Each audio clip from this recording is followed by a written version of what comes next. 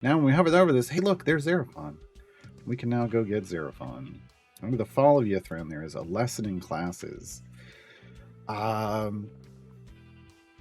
feel like a lesson in classes is to the mid game what Asoriel's Resolve was to the early game. Asoriel's Resolve smacked you in the face if you weren't building a party that both did damage and was survivable.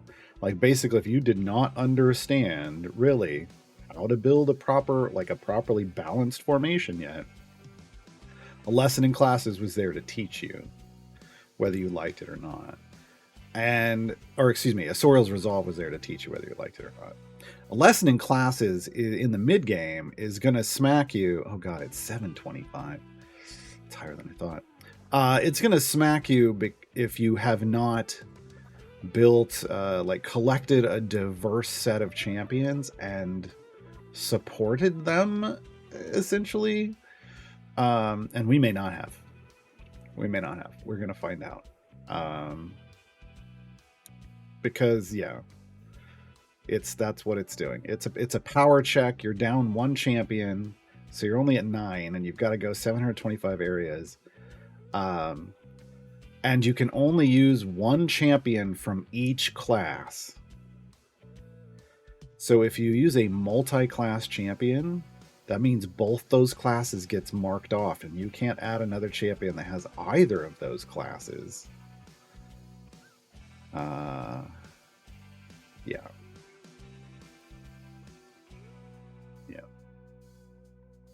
It's rough.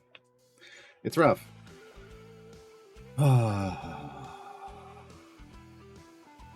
Yeah, Kofina, that was the thing but you could give in Kohalim, you could vote to help or hinder, and most of the time, everybody would vote to help. But there was also a hinder option. And sometimes people chose to hinder. All right. So here we go. This is the variant that single-handedly ended my last account, basically. I was like, no. I got here and I think I got to like the early 500s, and I couldn't get any further. Okay. So we have a Modron core. But we can only have one of each class. So I don't think the champion search is gonna help us with this, quite frankly. Owned. I want Karlach. Karlach is a paladin, right? No, barbarian. God, I don't even know what I'm talking about. Barbarian. Perfect. That's one class. BBG, wizard. Good. Duke Ravengard, fighter. Strongheart, paladin. Okay. I've got my core 4. Astarion, rogue. There's 5. I'm happy here. Druid, warlock. Ooh, that would be a double. I don't necessarily want a double. I like doubles, but I don't know. Can't bring in Catty Bree because she's a fighter.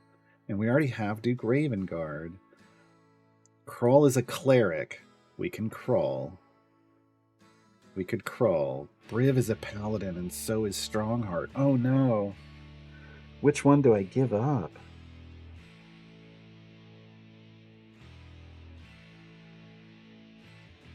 Don't know. I don't know. Can't use a Vondra. We could use Calliope. Over here, Lae'zel's fighter. Can't use Lae'zel. Can't use Whittle. Whittle's a wizard, and we want BBG. BBG's the bigger buff. No. Rogue. We have Astarion as our rogue. We can't even tank with Krydle. Merowyn would be a druid. But if we want Penelope, we can't use a druid. Oh my god. Clerics, paladins, I can't use them. Oh no. Oh no. Why not Will? He's a warlock. We could try. I don't know that. All right, we'll try Will. I don't like building around Will, but we'll see what happens. So if Will is in 12 as a warlock, we can have a druid, which would be Merylwyn. Which would be Merylwyn. Just gonna put Brim here as we can. We're not using anyone in that slot so far. Yeah, wherever we're not using anyone yet. So it'll be 1, 2, 3, 4, 5, 5, 6, 7, 8. I don't know that we'd be. Let's just apply this for now. And let's go. I got to see this visually mapped out.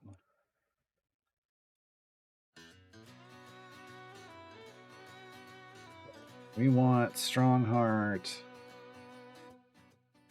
adjacent to as many people as possible. This would be 4. That would be the most. Okay. And then we want Karlach adjacent to them. And then we want Crawl adjacent to them. Does Will need to be? Will doesn't.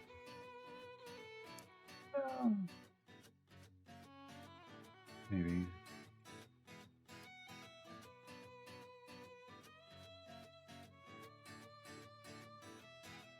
That places I've got room for 2 at the buffet. Karlach could just tank. What am I thinking? We could just Karlach tank. I don't usually do that, though.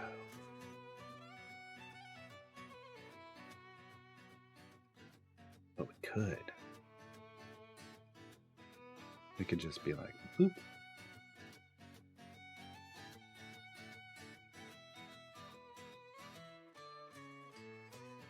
Merylwyn can't be in this party. She buffs neutral. We had this problem before. What was I thinking? No one from that slot can join this party. No one from that slot can join this party. We bring a Bard in. Bard would be the only person that could join this party. In which case, we would have to do it like this. So weird seeing Calliope in the second column. Hey, Ravenous. Minsk can join this party. He's a ranger.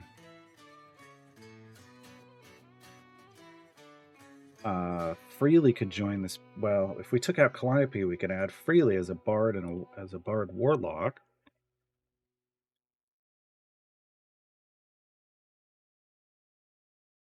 Or we could just add Makos as a warlock. Oh, wait, who's a warlock? We have another warlock in the party? Will. God, never mind. Will is a warlock. God dang it. You maybe put Will in. It threw me off. Dritz is not going to help us. Monk. It would be Diana. It would be Diana. Okay. But she increases the damage champions with a dex of 15 or higher. Karlach does not have that. Karlach is pretty dexy, but not that dexy. But she'll also buff. She'll still buff Karlach. Okay. This is our party? And I'm just going to run her as Berserker still.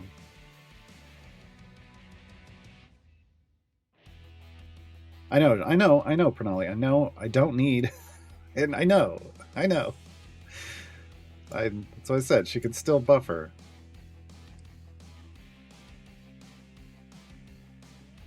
You do that.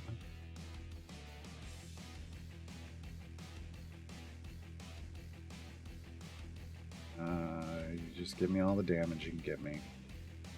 If we gotta respec for survivability later, we'll respec for survivability later. The pain. Bring the pain, Crawl.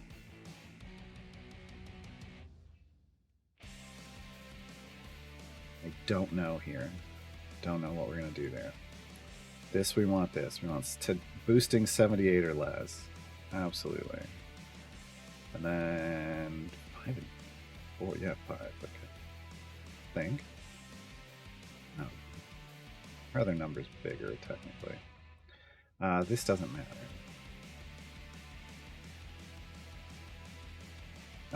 Arcane Trickster, absolute damage. Absolutely all the damage that we can. I want all the damage you can give me. It's gotta be Valor's Call, right? Yeah. Right. Would gain the affiliation of the most affiliate. You know what? We're gonna come back to that. 6, 6, and 3. Oh, we want 6. We want this. Yeah, I don't have a bunch of familiars. Okay, Will, what are you doing? Human, screw you. Barbarian, thank you. Absolute adversaries. Okay, we got 2 out of 3, and 2 out of 3 ain't bad. 2 out of 3 ain't bad. That means we're getting a double stack currently of Folk Hero. And of course we're then we're gonna want to add a 3rd stack. Yes. So that tells me what I want to do here. I want to add Legacy of Ravengard. And that means I should instantly have gained a 3rd stack of Folk Hero. I did. Excellent. Excellent. Okay. Because I was wondering, am I going to need to, like, honorary member someone? I didn't think I would, but I wanted to leave that open. Okay. Okay. So, this is our party. I'm not super happy with the base damage we're looking at the moment, but I know she ramps. I know she ramps. She ramps. She ramps. So I'm gonna hope and I'm gonna pray that ramp's gonna be enough. Let's do an hour of speed, an hour of fire breath, and then we just have to wait it out. I don't like this at all. Evil. I don't like this at all. But it's where we are. It's where we are. It's what we're doing. It's what we're trying first, at least. Morgaine, did they steal that quarter yet? No. No, Bandy. Where's Bandy? Bandy, steal this freaking quarter, please. Oh no, Bandy, over here. Over here, Bandy. Come steal the quarter. I want to play the video game. I want to play the video game, Duck. Okay. This is the challenge of lesson classes. I have a lot of good champions out here. These are good champions. This is a good selection of champions. Is it going to get me to 725? Like, is it going to get me to clear 725? No idea. No idea. That's a lot. That's a lot. Why the Soul Stare portraits? This is how I remind myself that I'm on a different account than my main. My main account has the OG portraits, and so I leave these as the standard portraits. Hey, Maxie.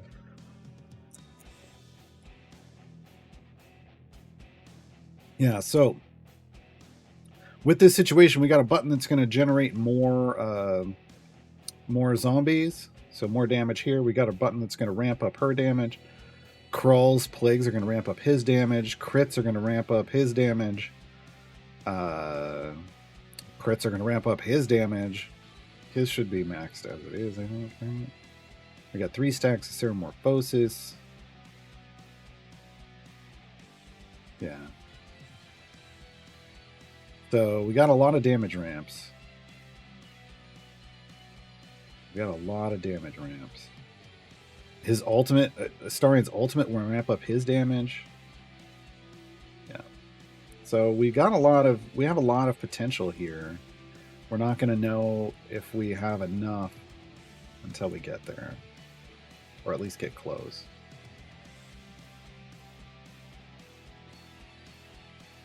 I say mug shots. I look at them as, because they tend to ever all be smiling for the most part. I think they're either driver's license or visas, right? Like this is either their driver's license or their visa. Bandy. Wait, did Morgane go back downstairs again already? No, she's right there. Bandy, right there. You need to go steal from the piggy bank. From the piggy bank. Come on. That reminds me, I don't know if we have a Affairs of Wizards this week.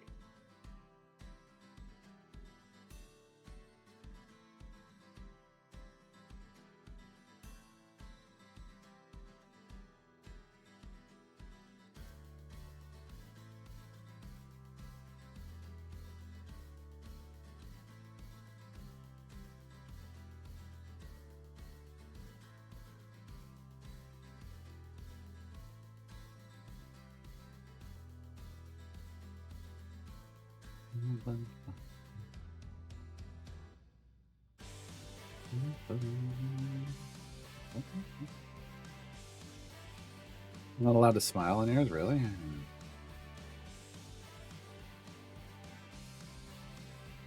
Seems weird, but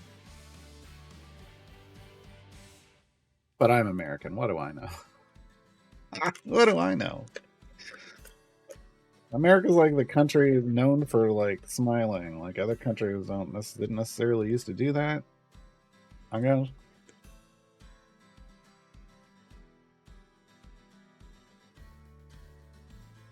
So I don't know. So it doesn't surprise me at all that other places you don't smile in your photos. But I mean, like, Raymond isn't smiling, neither is Will. So some people aren't smiling, but other people are.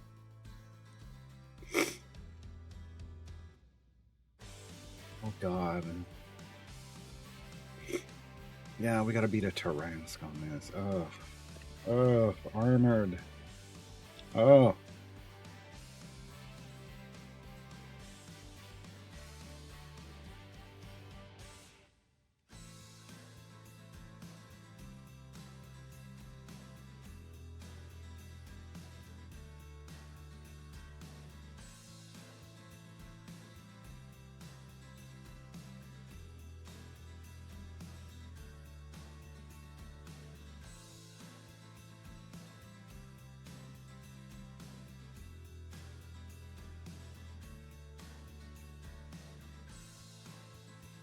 Passport implies that there's customs in the multiverse? Absolutely.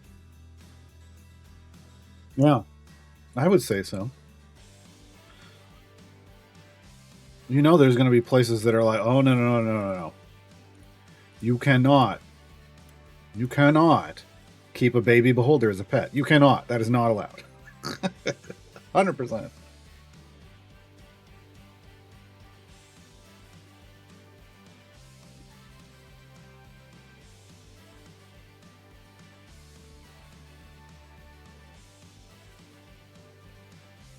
That makes sense, babe. Yeah. Oh, we're in an outbreak. But yeah, I could totally believe that. I could totally believe that. Yeah, that's not where I wanted to be. The quarter has been stolen. Bandy doesn't have it. That means we can play the video game. All right, when we get back from the ad break.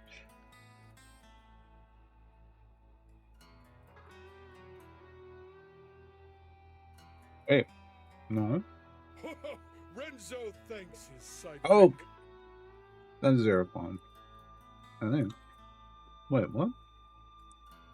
No, there's two of me?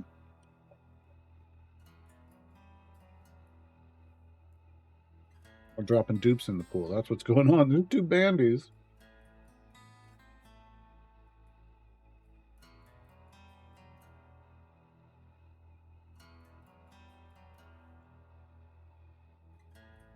Bandy's like, wait.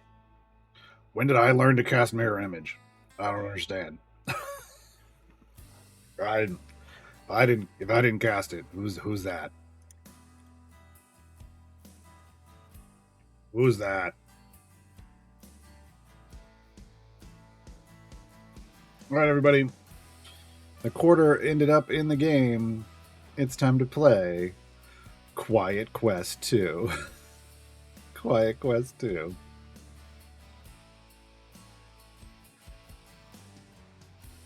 And that's your only instructions. I'm going to warn you now. I am not good at this game. There's no... the only control is you press the button and it jumps. You don't get to control how high it jumps, how far it jumps. It always jumps the same. The pattern is always the same. The arc of taking off and landing is always the same. And it sucks. Oh, yep, nope, yep, ran right into it.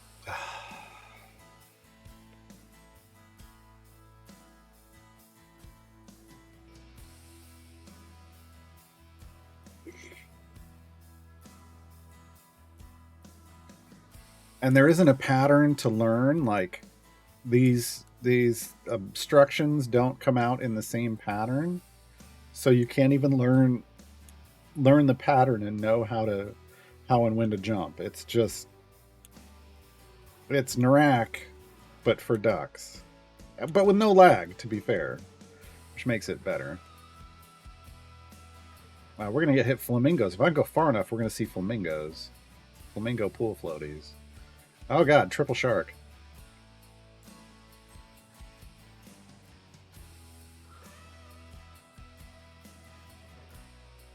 What? No, I was fully clear of that. Oh, I forgot my own rule. It's not. They're not angles. It's a box. It's a box.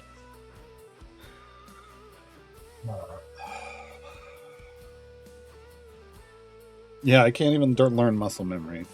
I just got to react correctly every time, which is the worst. Okay. This is where we got the duck in the box. We got it by collecting a soda can during this game. You can see at the top right. That was our reward. But we believe, I don't know for sure, we believe there's an ending. We believe you get to an end. We believe we saw it once. We think it was a island. But I didn't make it. It was in sight. Potentially it was in sight. There's a flamingo floaty. They're so tall. Oh, hey. Nope. Ah, dang it.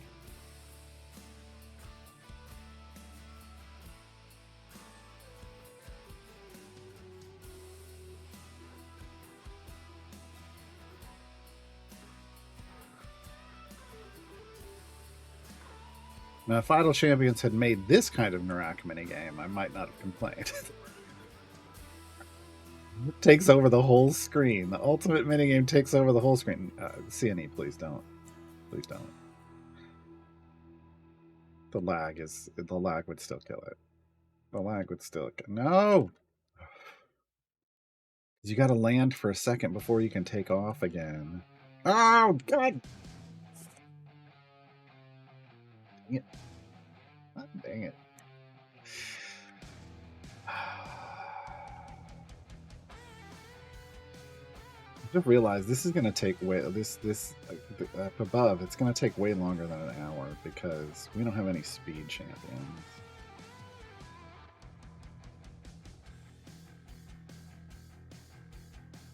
You do this. Come on. You can do this. I would think somebody put big stretch in early and I forgot to do it. I'm sorry. I should have because I feel the tenseness now. Oh god, now we're going to do it. I didn't even get over that. Oh.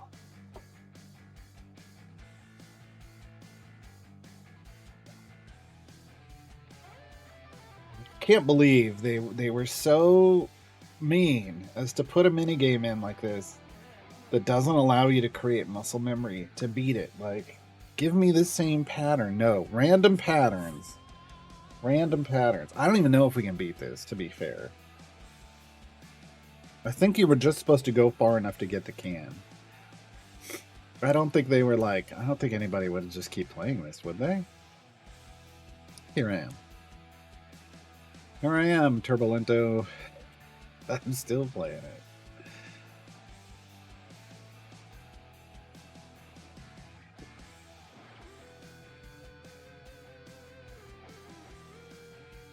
Just want to say this is very no, this is very much reminding me of how I coded like moving graphics in the late 80s, early 90s, like that Sunset where you're just crafting all these little things in, and then you just make like the shimmer on the water is just, you're just changing the pixel, you're having the pixels change colors, flash through the colors real quick. I remember doing that in a high school computer programming class and people were freaking out. What? How did you do that? Why does it look like it's moving? Oh, you just make the thing change color. I don't know what you want from me. But that was like, we got real excited about stuff like that back then. Oh my god, a triple with ending over a flamingo. What the hell?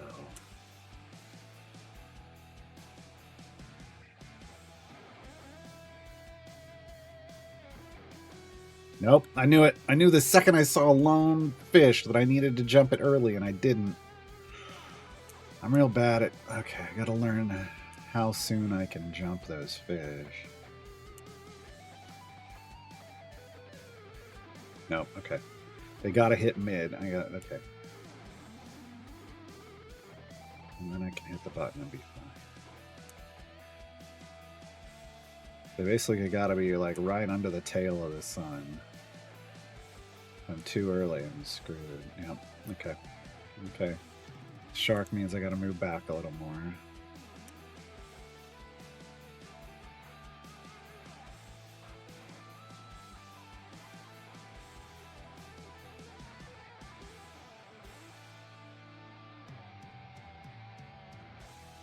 Yeah, okay. Okay. Alright, alright, alright.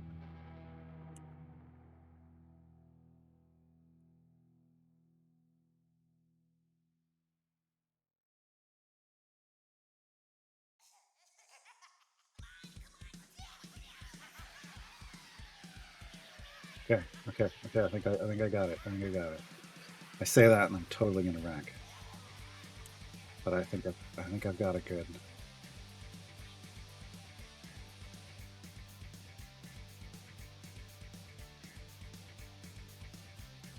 Okay, okay.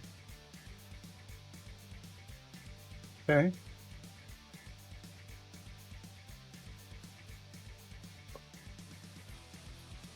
I was like spamming the button on my way down. Nope, I did it too soon. I knew it. I knew the second I took off, I did it too soon.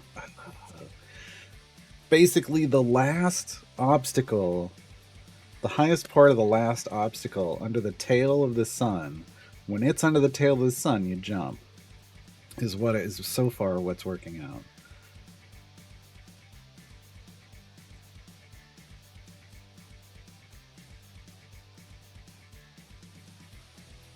All right.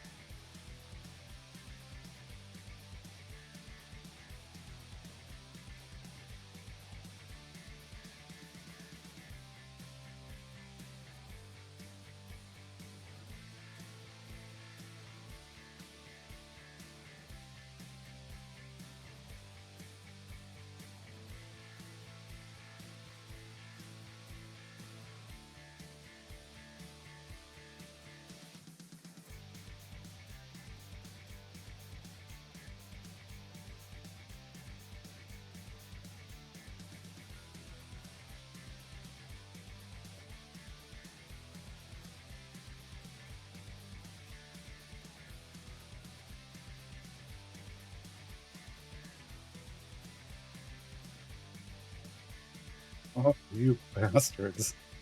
3 sharks? That's real wide. I can't even So it doesn't work with 3 sharks. That's too wide. What do I do for 3 sharks? They just called want their game back.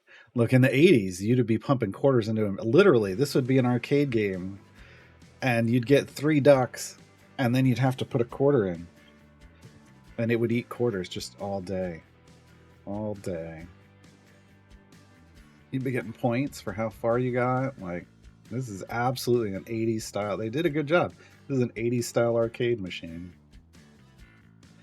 And the sense of how difficult it is to progress and how many times you die before you actually get it down. Not seeing the island, though. I feel like we should have seen the island on that last one. Maybe if I'd made that last shark. If I jumped that last... If only I'd jumped that last shark.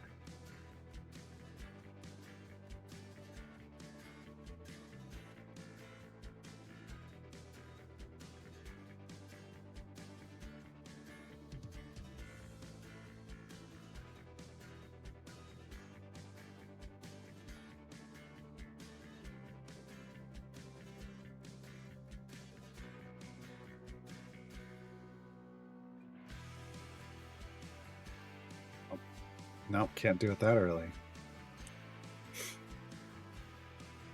was the top right corner. That was it was a 0-1 indicator that's a duck in a box.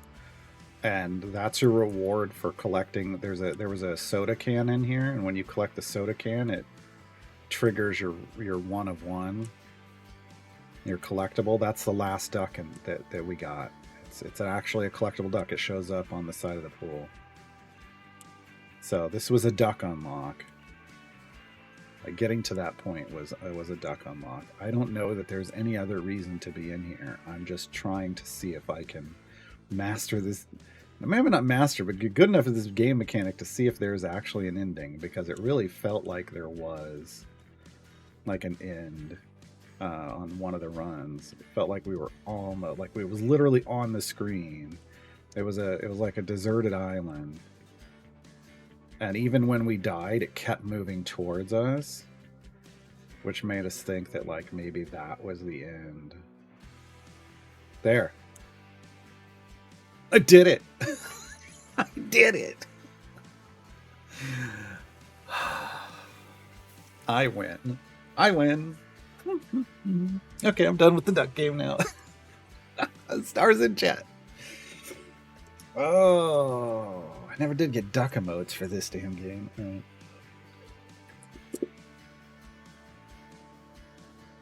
All right.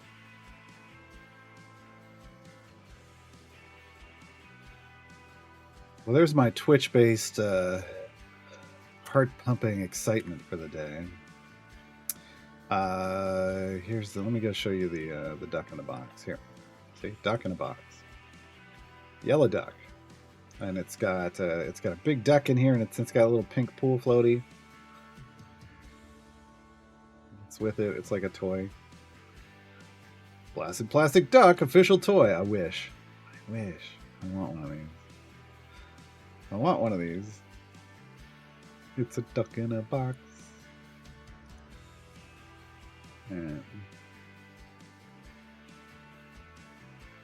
there's the pool floaty. There's the flamingo pool floaty. This slowly moves itself. It is it is getting nearer and nearer the pool. It moves itself into the pool. The first time it moved into the pool, it landed around chat. The chat duck was inside of it. And then it moved down here to the ramp, and then just sat in front of the ramp and blocked and just prevented anything from happening. And I was like, way to go, chat. Way to prevent me from playing the game. So that's basically what happened. All right. We still got like a little over an hour before we can check to see if we get the last achievement. I don't even know if it's gonna work. I don't even know if it's gonna work. I don't know if we have enough ducks in the pool to make it work, is the thing. I worry that you need like certain ducks in the pool.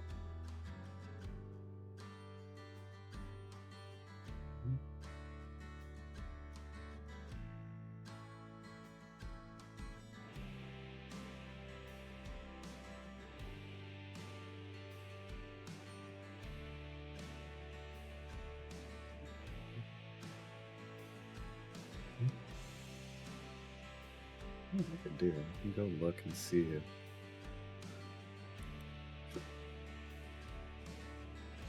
It's a little late now, but still. Oh yeah. Can I find a rubber duck emote? It's a lot. Actually. You guys with good news.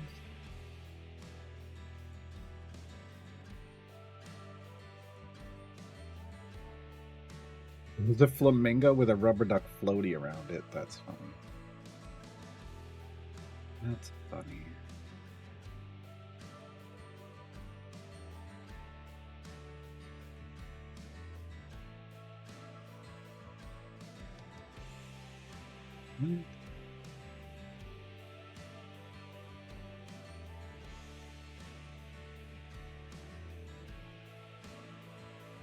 That's a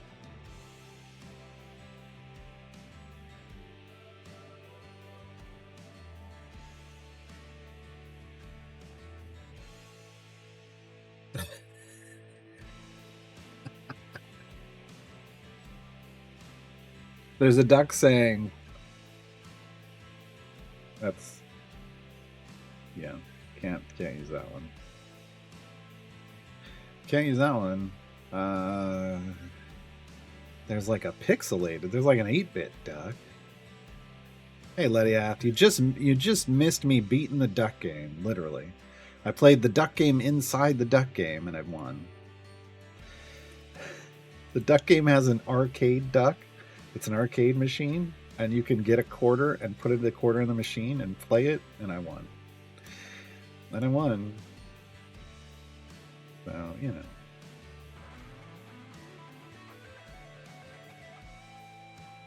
Triple check that I clicked on Charlax of Trials this week. And you still chose Tyrrell? Is that what you're telling me?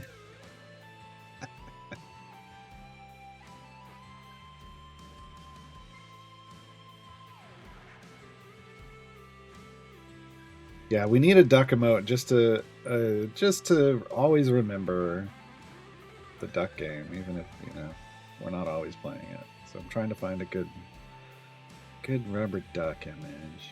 You got one. I got one that's decent.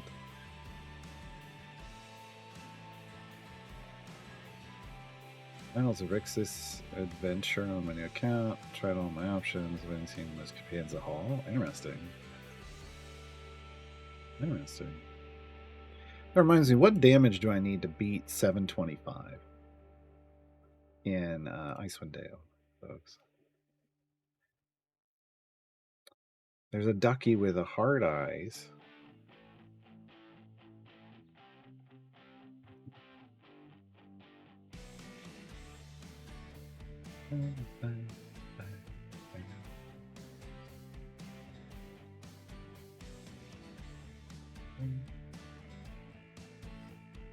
$226. Okay. I don't have health reduction. I don't think. Oh, I don't know. Is that a blessing? Oh, I forgot I was going to do like another... I was going to do another deep run before I did this, but okay.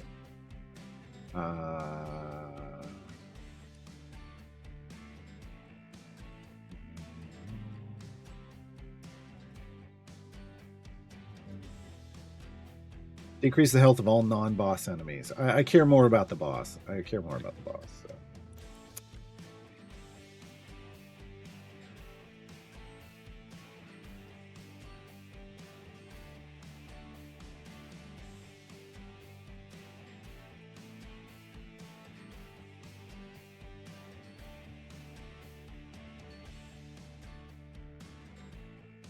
But we'll see. This is my formation.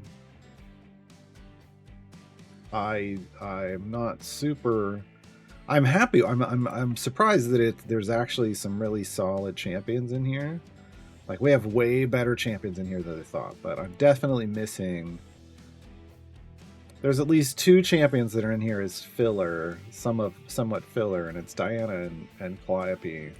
I'm not happy with that, but But I have a lot of like champions that can build up damage and buffs, and so I feel like I should be okay. We're only in the 190s. I'm not even soft capped, and we're not ramping damage at all. So feel like we'll be okay. What's gonna be the problem is whether we can tank the damage, because all I got's Karlach up front.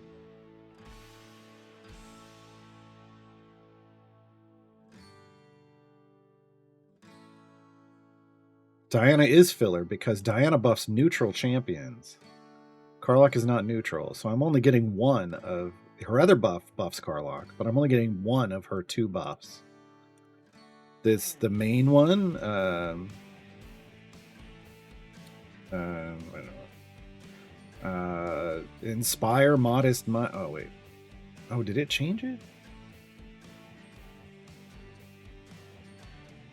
Wait. Oh no, I spec'd her into that. Okay. We should be fine. Well, Diana's still kind of filler. She's okay. She's not great. She's a great speed champion. Yeah. But I don't. Yeah, she's filler. Never mind. I was thinking of Merylwyn. Merylwyn was who we were going to put in, and she would have been filler because she did neutral. Yeah, my bad. But still, I consider Diana and Calliope, even though they're both, they have buffs. They're okay buffs. They're not what I was hoping for. Hey, Lurking Rider. Yeah, I was thinking Merylwyn.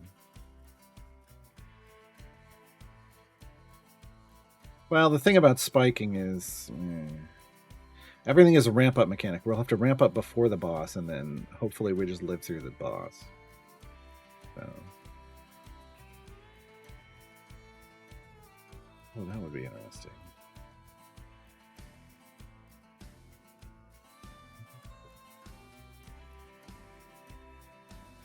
Still looking for a good rubber duck emote to celebrate Placid Plastic Duck Simulator.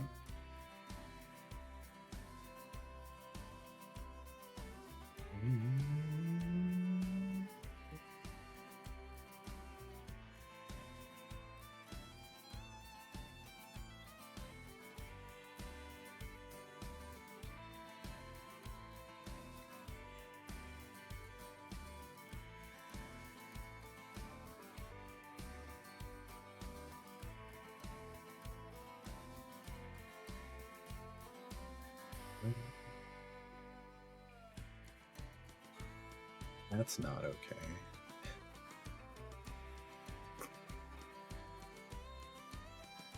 No. There's one that says release the Quacken. Oh.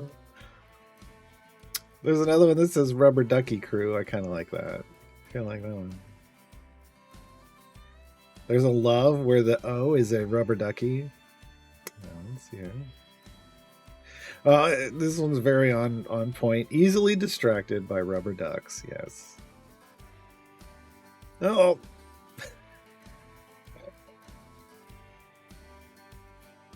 There's one that's big duck energy. We found the good ones, folks. We found the good ones. Oh my god, big duck energy. Yep. Yep. I don't know.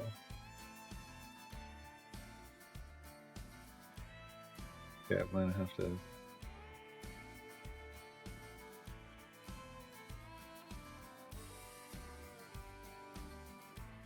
Okay, we'll keep those as possible. Those are good.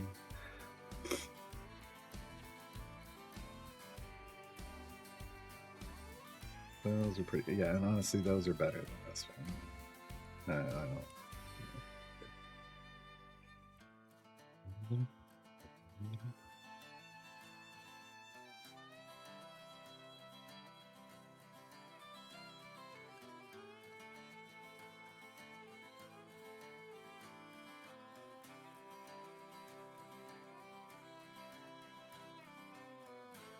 Oh, you worked in a duck, like the duck fishing, like the, for prizes? Yeah.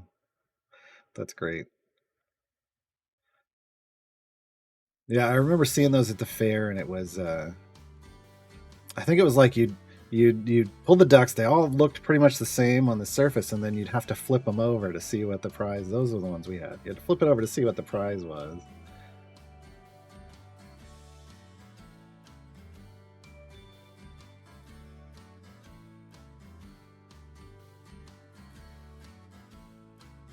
Oh, here's one that says "Don't duck with me."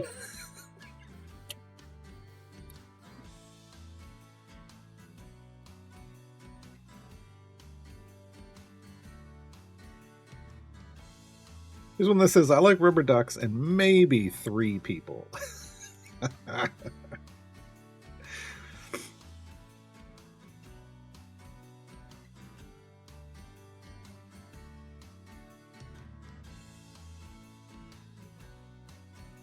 Yeah, that's the thing. Once you figure out what if you know the ducks, because they're all, even if they all look the same, they're all going to have like scratches and marks, and anyone who knows which duck is which is going to know which one to go after.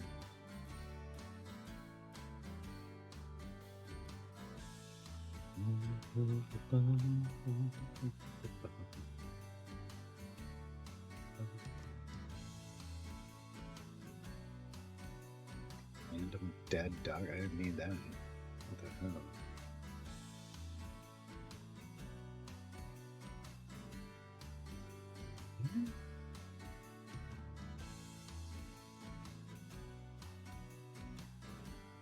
I like big ducks and I cannot lie. Oh.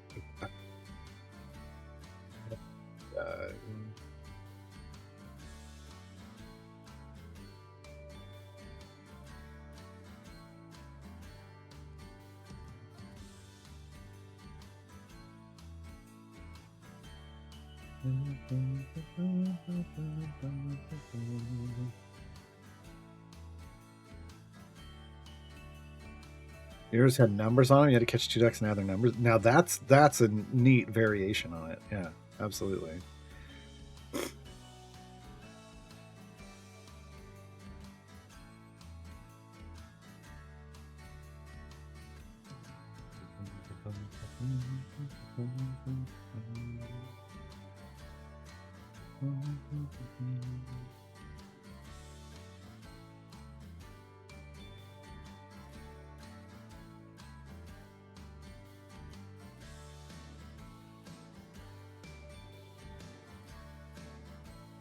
Okay, I think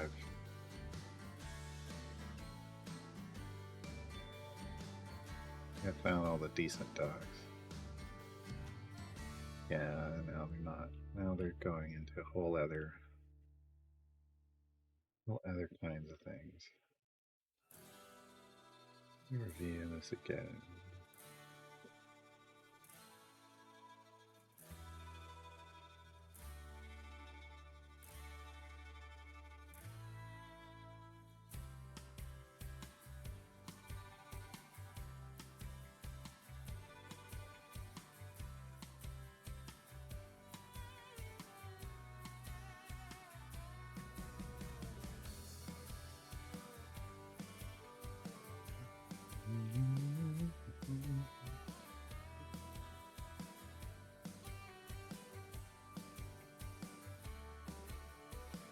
So maybe that one.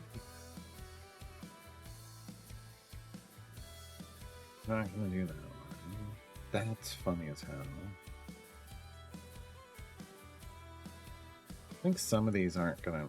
Some of these are too small and wouldn't. I don't think they'd work as an emote because they're just too small.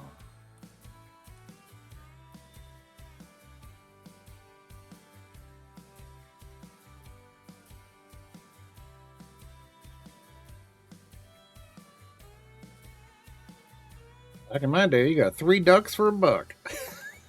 I just want to take that out of context because I think it's just funnier that way. I don't know. It's all I gotta read.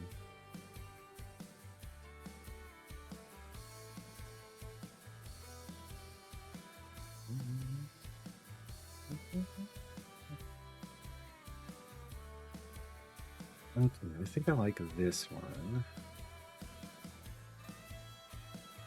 I like this one.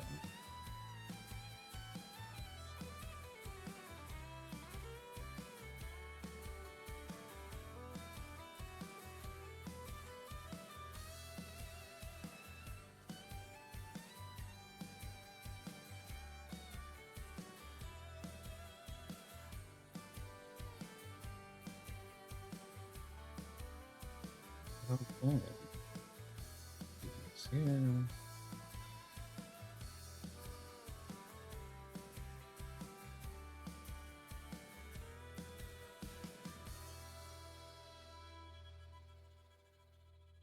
Yeah.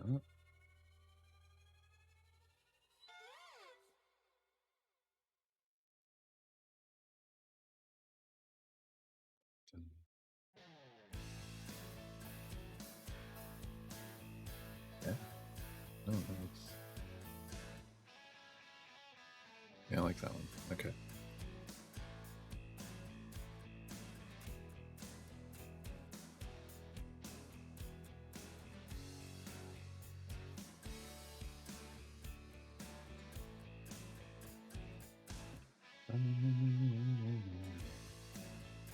Okay, so then the thing is, can I do...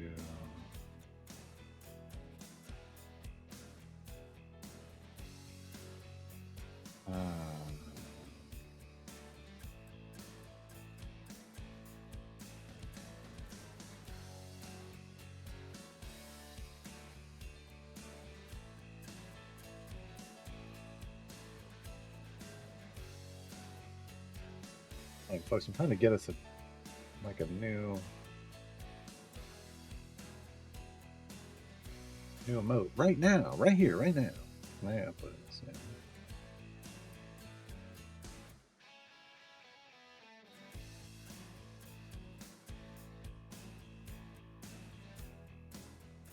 This would be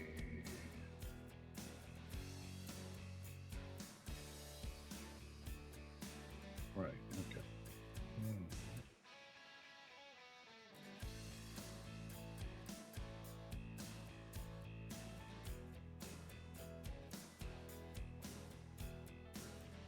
Oh, how dare you! How dare you! Okay, never mind. I'm gonna have to work on it later. It says the image must be square. Really? Okay. You can't. It'll auto resize. It won't auto crop. Great. Thanks. Okay. So I'll make the duck later. If I try to fire up the graphics editing program, my computer's gonna scream at me. While we're streaming, I mean.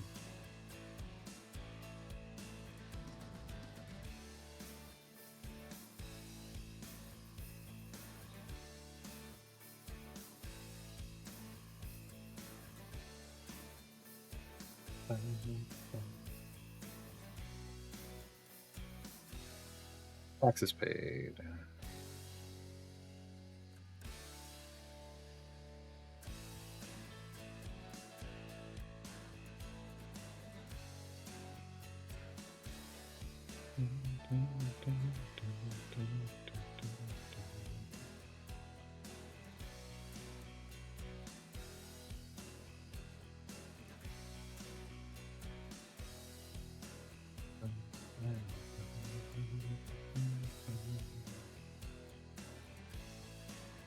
All right.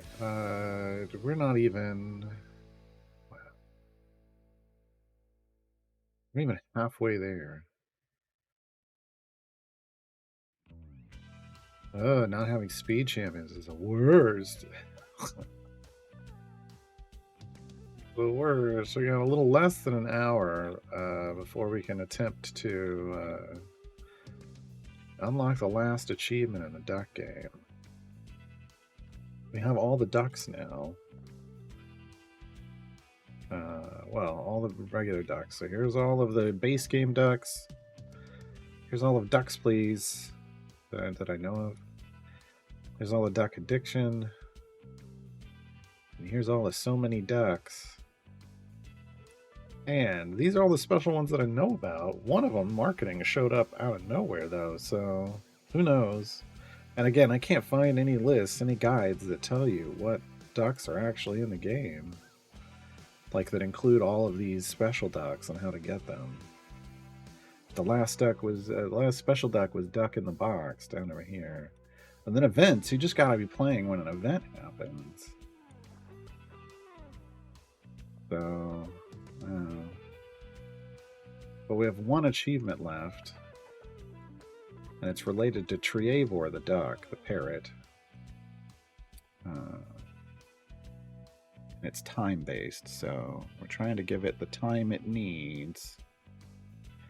Trying to get the time it needs. I did play the game. I used the arcade game duck. Only 2.5% of players have that achievement.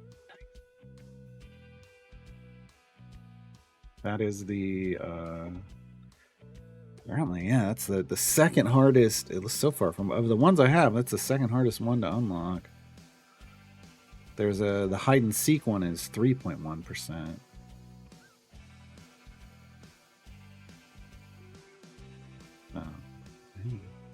Yeah, one hidden achievement, and it's the one we're working on. And then tomorrow we should have enough time played in the game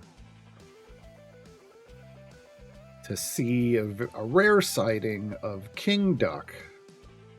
Apparently, you have to put in 30 hours of playtime on the game and then sit in this pool for a half an hour, and then King Duck will arrive and then hang out with you for the rest of your play session. But once you leave this map, King Duck leaves and doesn't come back until you put in another 30 hours. 30! What hours? Oh, look! The flamingo's in the pool, and it's encircled the dungeon master, and it's making its way to the... Oh, it's just gonna block the slide. Do we have a duck that can take care of this? Oh no, I may have created a pool that can't fix this problem. Yeah, I think I did. You gotta either have either Kreidel or the Unicorn or Puent. They can all pop the flamingo floaty. Oh, we do have Puent. Puent may be able to solve this problem for us. Puent may be able to solve. If we can get Puent, yeah, but you need to get over there and do that to the flamingo floaty. Puent could pop the floaty. Help us out. Yeah, so I have all my ducks in a row, basically.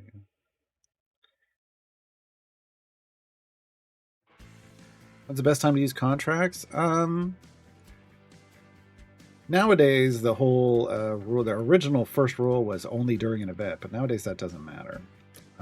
So if you care, then the thing is if you care about the gold they provide, then you'd want to use them like at your wall on a deep favor run, just to pick up some extra gold.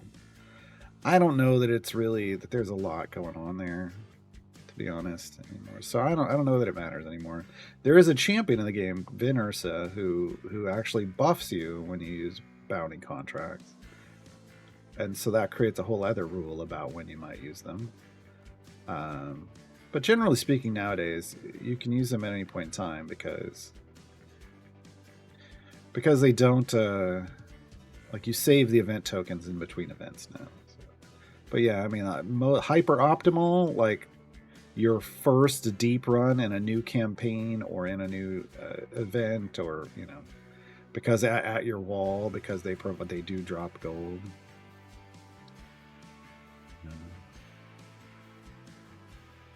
Yeah, if you play multiplayer with someone who's done the events, the ducks, you can collect the ducks. But I sat in multiplayer for a while one day and nobody was there. So I think what's going to happen is when they announce the next event, I'm going to load in to collect the new ducks and then hop into multiplayer and see if I can soak up the rest.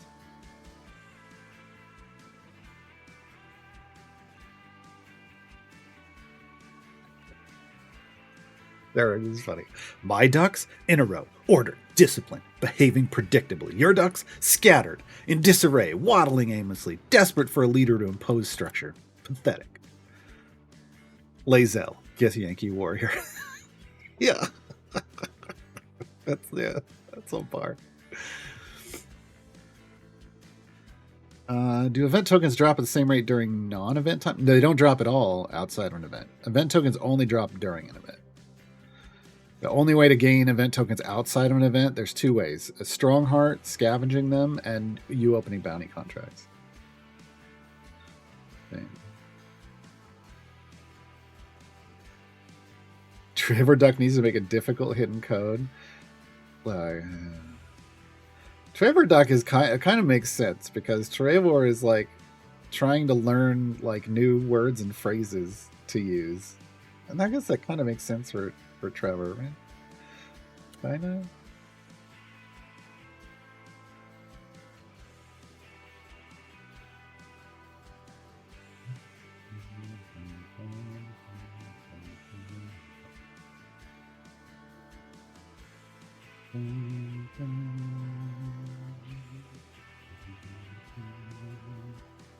Not near soft cap yet.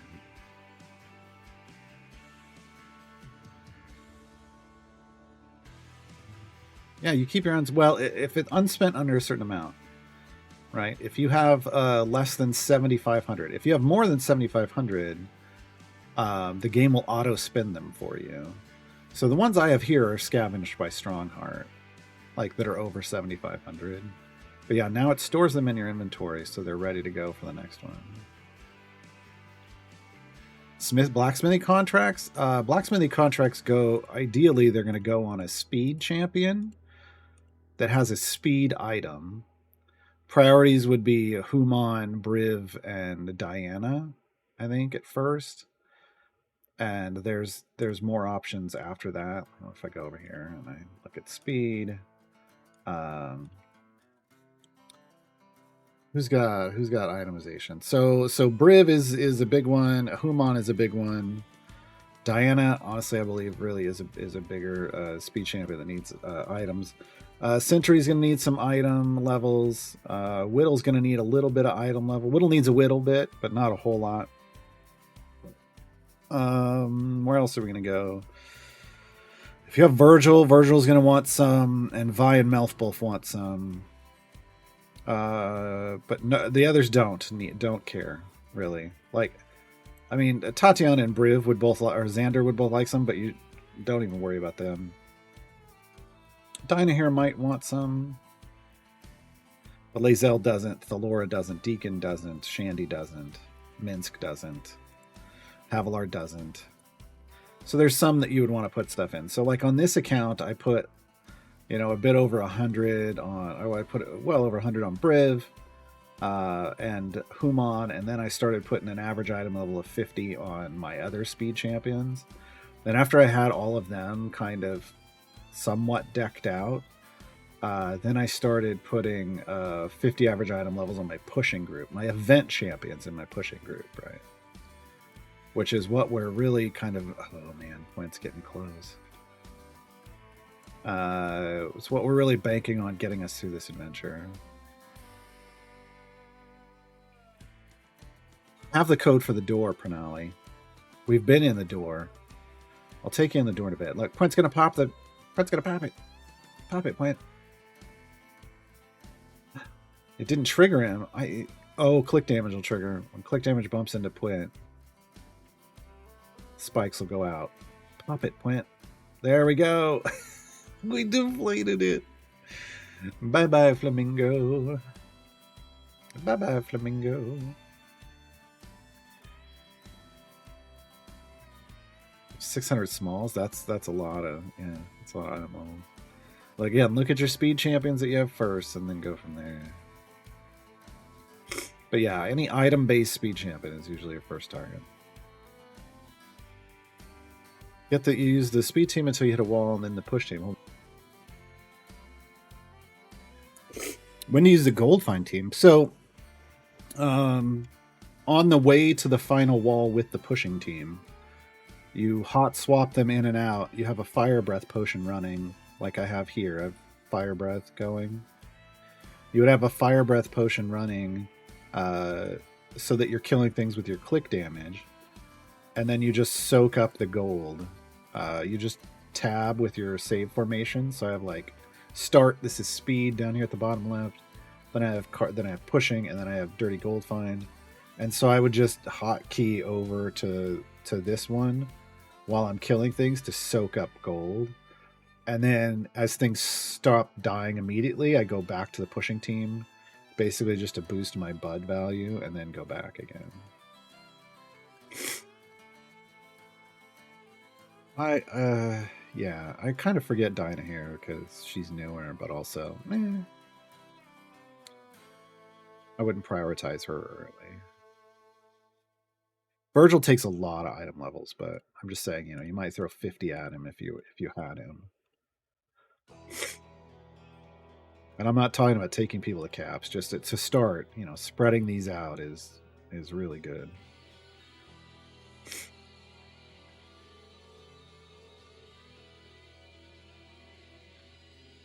No worries, Noju. Okay. Let me show you the door. For those who haven't been in the door, code is different for everybody, is my understanding. But here we get this is basically kind of like design and mood board for the game. And if you look at the top left, you can see King Duck. So this is a hint at King Duck.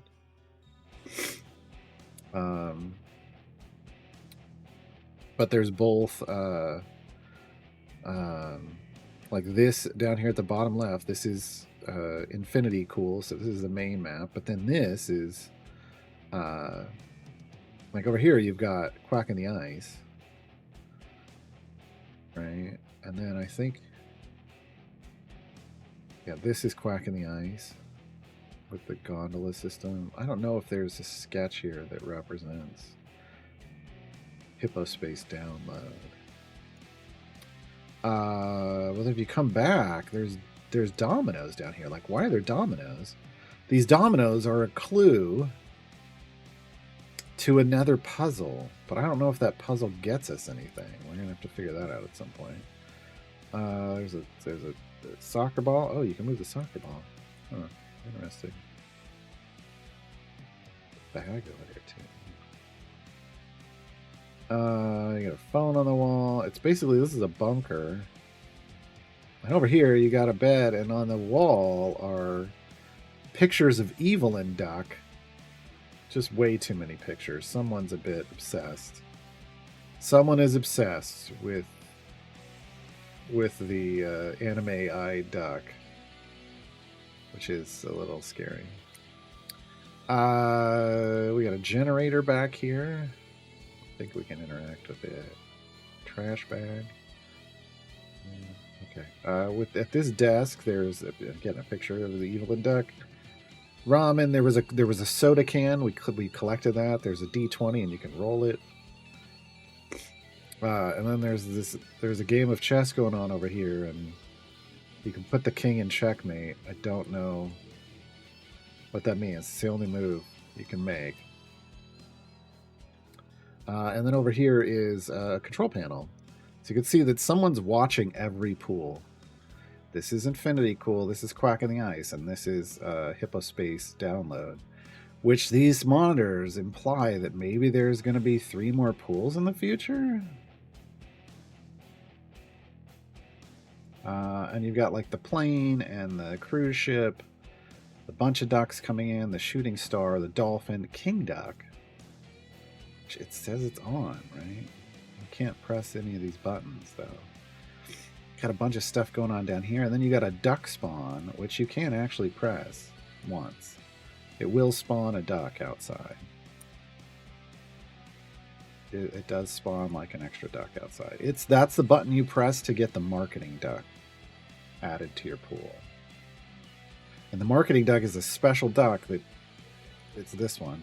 It's got a QR code on it, and if you scan the QR code with your phone, it works. It takes you to a website. I don't know why. I don't know why it's what relation that has to do with the game, but it does work. That's how you get the marketing duck. So it's an extra special duck. It's like a hidden special duck. It isn't even listed in the special duck category until you punch that button.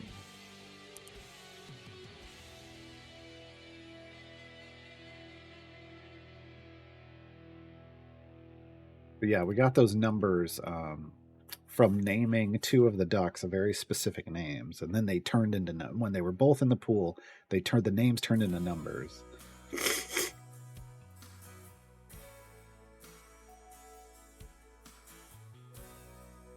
MC, thank you for 4 months with Prime. Well, it's funny. So in canonically, Evelyn is the paladin of Lathander.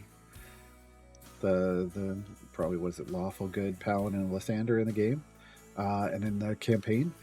But Evelyn, if you pronounce it Evelyn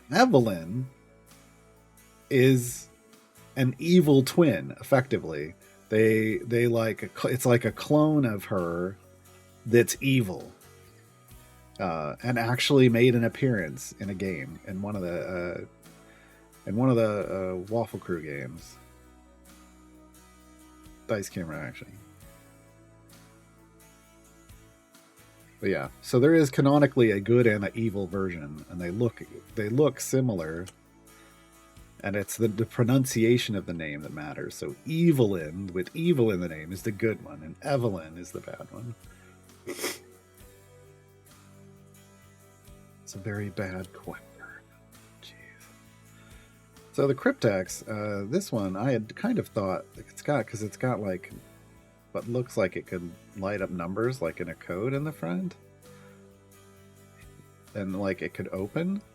Thought like maybe there'd be some way to open it. Maybe there is, but I can't find anything about it. And we haven't been able to do anything that would, like, I open the door and it doesn't change this, so.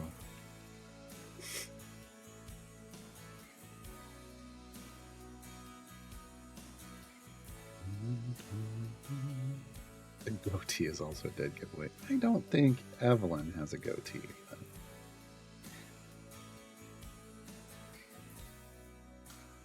All right, we're closing in on soft cap.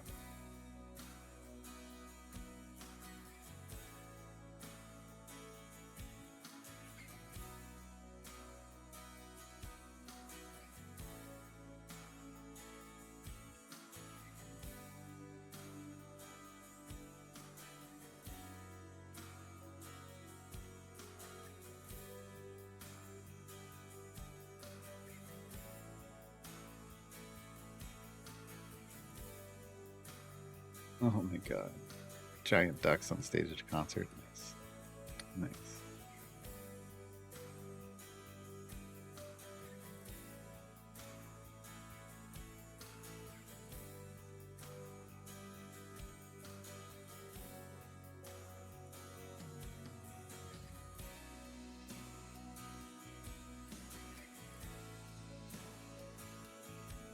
Isn't there a code on the website from the QR code? I don't think so. I'll go check it again. I didn't think so. It was an actual, it looked like an actual website or something. So, I don't know. Okay, we're at soft cap and we're like halfway to our goal area. And we're doing the damage we need, so yeah, so this worked out really well, folks.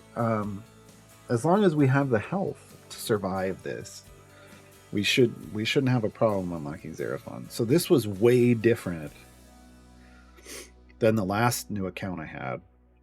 I put everything into my speed champions on the last account. So like all of my item levels, like all my blacksmithing contracts went into like Briv and Human, and nowhere else.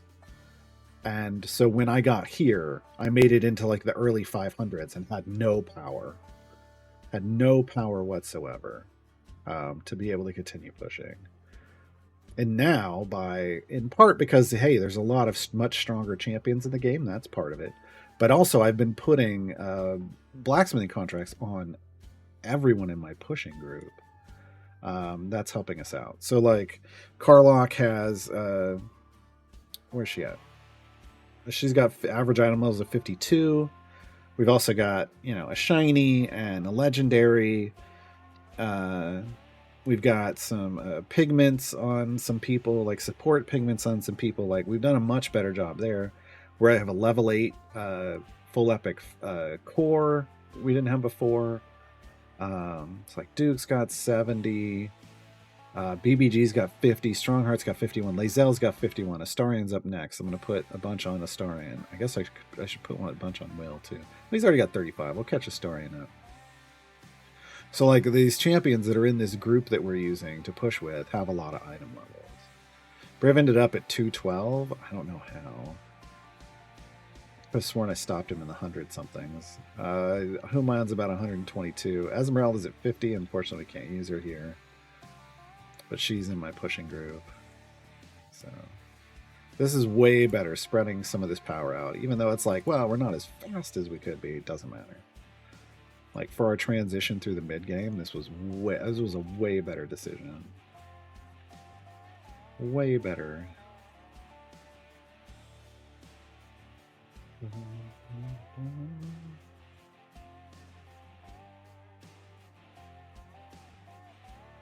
If the gem potion works on quest rewards, it does not. No, it specifically is about boosting off of boss drops. It says right here, increases the gem drops from bosses by 50%. So it even says in the potion that's not what it does.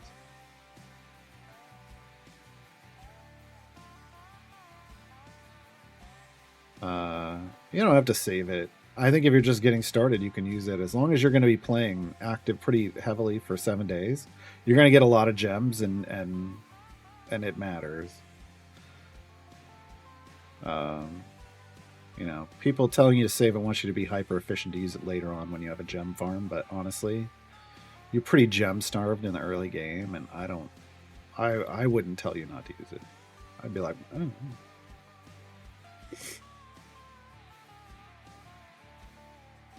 It's not a website selling rubber duckies. Hold on. Hey, Necronus, we're doing pretty good today. Let me get my camera up here. Do this again.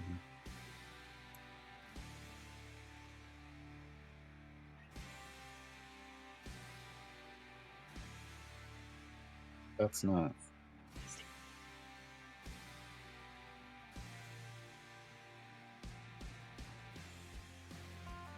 So it takes me to a very specific place. Let me pull it back up again.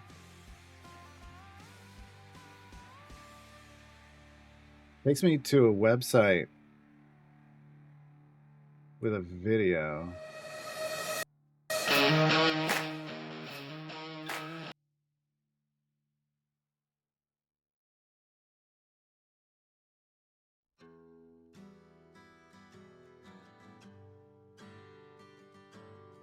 Or a game studio with like virtual reality and stuff, and I don't understand how that relates to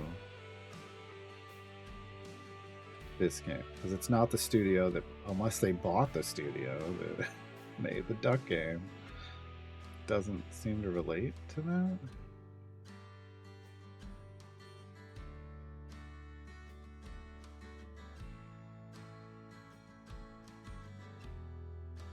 Yeah, so I don't understand.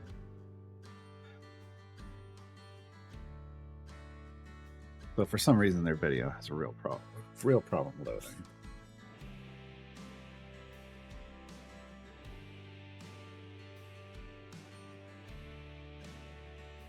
Well, you know what it might be.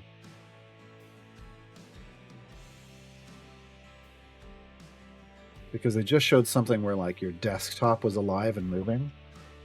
It might have been a preview of the fact that they're actually making a rubber duck desktop that they just teased. So, yeah, that might be it. Hey, Kreml, thank you for the sub. Much appreciated.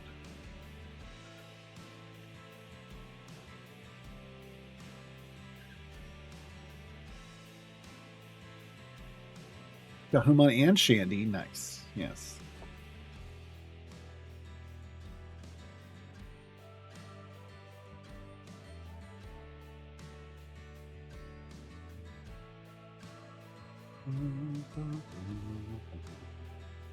Those of you who are just joining us, I'm working on a lesson in classes, which is the Evergreen Unlock variant in Icewind Dale. This is, I was equating this at the beginning of the run. This is the kind of the mid-game version of Asoriel's Resolve.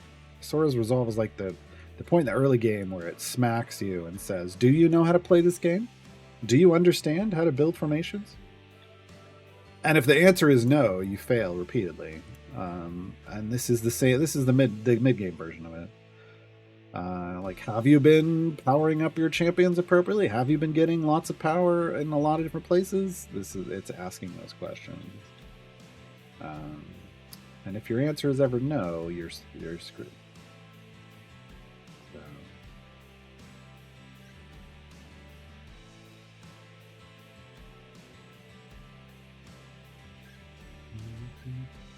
But we should be good. We should be good. Whether we end up being good or not, whole other story.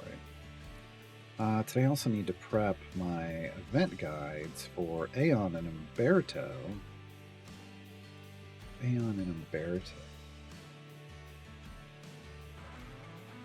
That's going to be Umberto's. This is going to be Aeon's.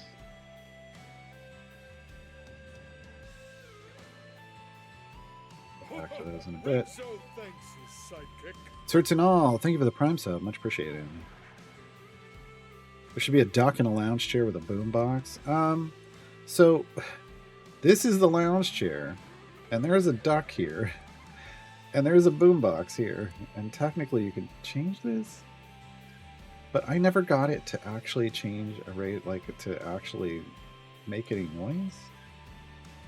So yeah, there isn't. Unfortunately.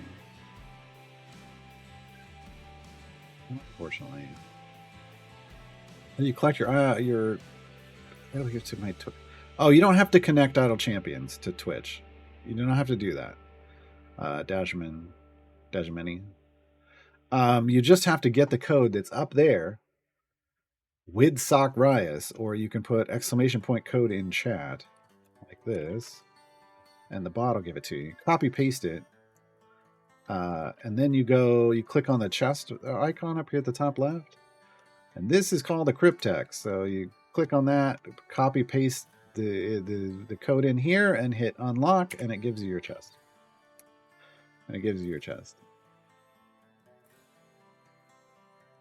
But it isn't like an automatic thing for just showing up. It's not. You don't have to connect to your Idle Champions or Twitch. I know that's an option in the settings. Don't do it. There's no drops for this game.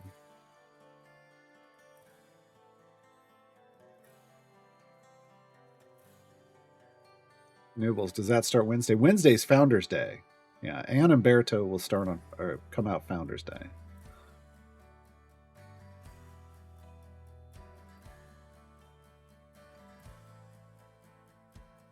Umberto. Don't stub him.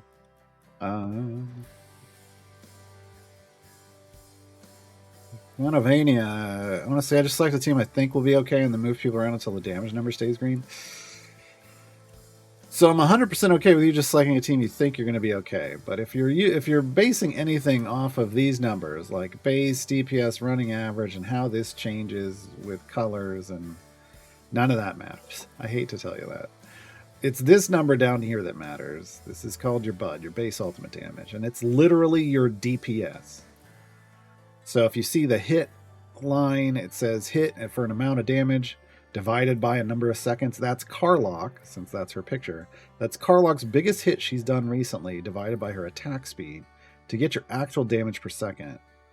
And then that value will decay over time because it wants you to keep renewing that kind of hit over time. This is the first thing you look at when you're trying to build a good party. How hard am I hitting? How hard is my party actually hitting?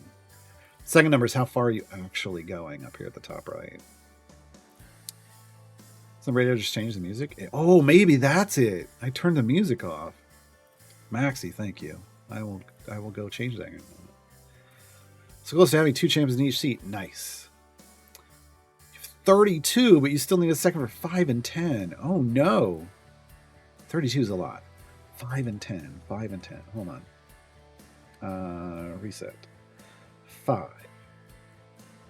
Oh god. Xander is technically going to be in the next event. And you know what? At that point, yeah. Remind me where Aeon and Umberto's going in 7 with Egbert, and Aeon's going in 10, I think. Isn't Aeon going in 10? So Aeon, if Aeon's going in 10, Aeon's your 10. Xander might be your 5, which isn't the greatest 5 in the world. Honestly, it's probably one of the worst 5s in the world. But it'll get you. But it's going to get you what you want, which is, yeah, that's going to be the best option. But it's going to get you your split the party, so do that.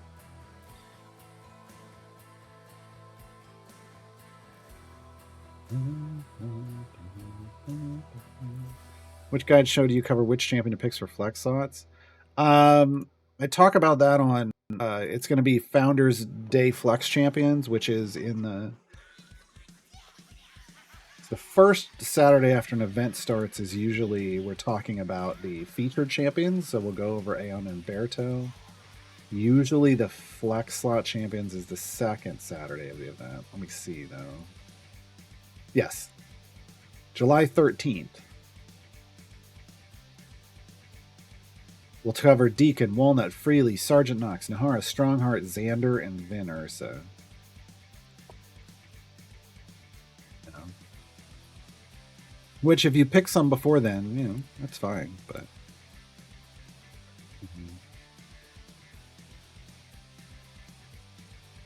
it wasn't published, but there are now ways you can find that information in the game.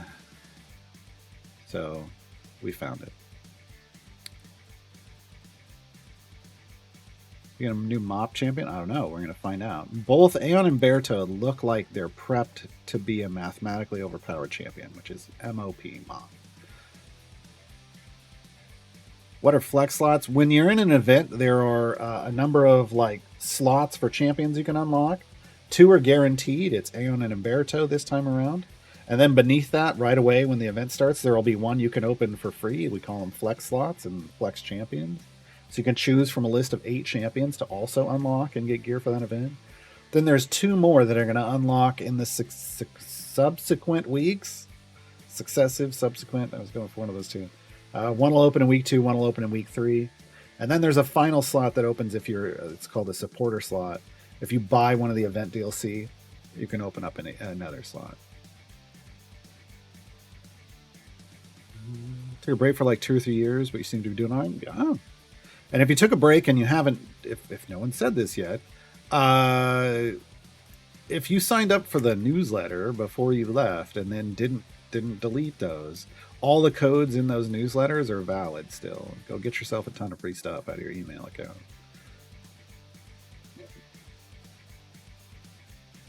But generally speaking, for flex slots, like if you're newer, you want to pick based off getting like 2 champions in each slot, and then 3 champions in each slot, and then 4 champions in each slot, because those are the markers you need to get to unlock split the party 1, 2, and 3, which give you your background parties and your first cores, Modron cores.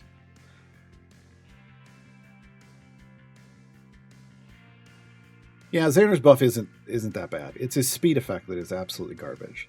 And so I feel like that makes him a bit of a trap for people. They think, oh, speed champion, and just moves him down on my list because of that. 3 seat 7s, yeah, but what are you going to do? What are you going to do? The thing about seats is they used to work really hard to make sure that in an event, you never had 2 champions in the same seat. And in the event before that, you weren't getting a champion in one of those seats. And in the event after that, you weren't either. But now all that's out the window because now you can unlock every champion that ever existed in those seats. So they only had to think about like the ones that were in the prior 2 years, plus who's on that. outskirts of that and their prior 2 years. Now it's just nearly, there's no way to get around it because they were never thinking about the system in this way. And it would have made it almost impossible to think about the system in this way. So.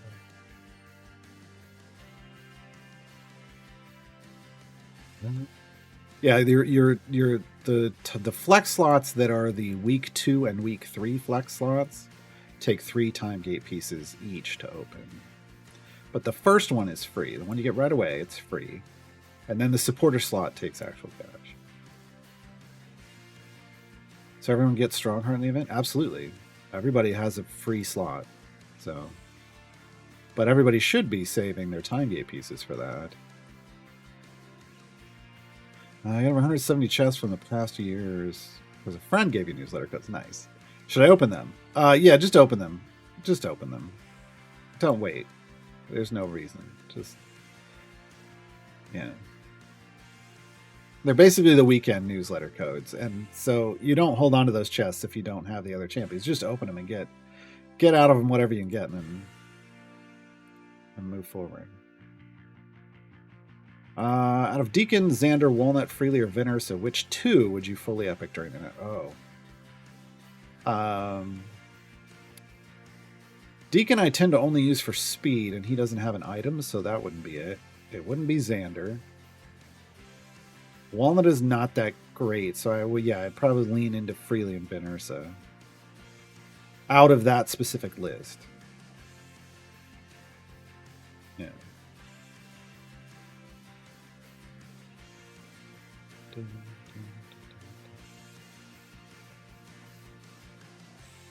Struggle to get to, let alone past 250. Do I just need to keep running free plays? Well, it sounds like it's just a formation. It may be a formation issue. Like, have someone on the subreddit or in the official Discord, like show a picture of your formation and your available champions. They may not be able to help you build a better formation. That's one of the ways to get there. If you're going as far as possible and you're not earning more favor, like, are you buying blessings with your favor? Are you buying chests with your gems and opening those chests? Like, there's lots of questions about, like, how are you improving your power on your account? Germ plays. So much has changed during my 2 to 3 year break. I had to relearn how events worked, and lots of my champions got reworked. Yeah, but everything has gotten, well, I shouldn't say everything. The vast majority of things got better. Narak got a little worse. Zorbu, toss up. The more champions you have, the more diluted the loot from chest is.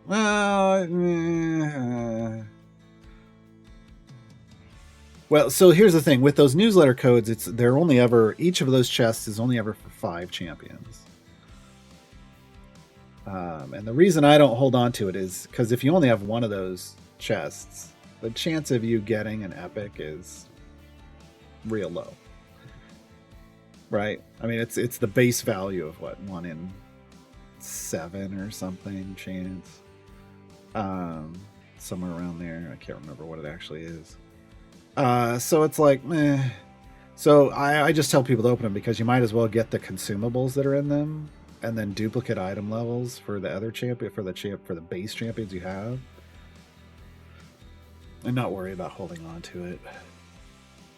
Is there a reason to save up silver chests? So grinding my way up the first area, opening new campaigns. So you should be opening, or if you're just started the game, you should be opening all the chests that you get pretty much right away.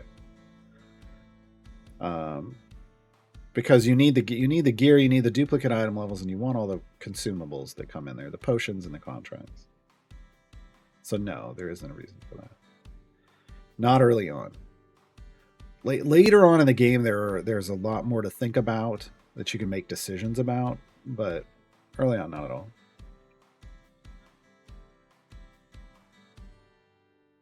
Walnut isn't great. She's okay. Walnut is fine. But Walnut needs a rework.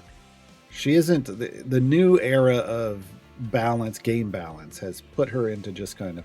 She was always just kind of average, and now she's probably sliding down to a bit on below average. The new kind of idea of game design is: does this champion feel OP? And if that's a no, then it's not balanced in the new world order.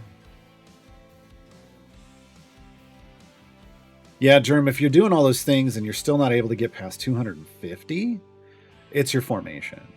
I can't imagine it being anything other than your formation.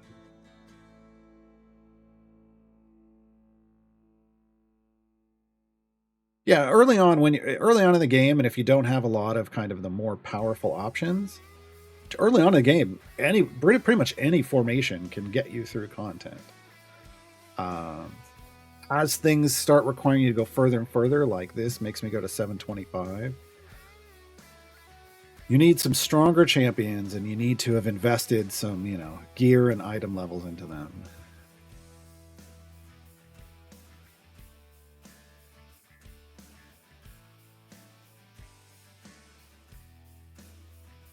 This is the best time to open 300 Electrums.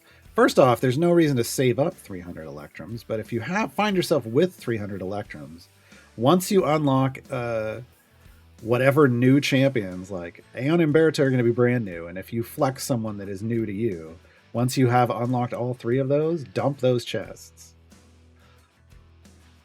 I don't save those past... On my main account, I don't save those past a new champion coming out. They all get burned.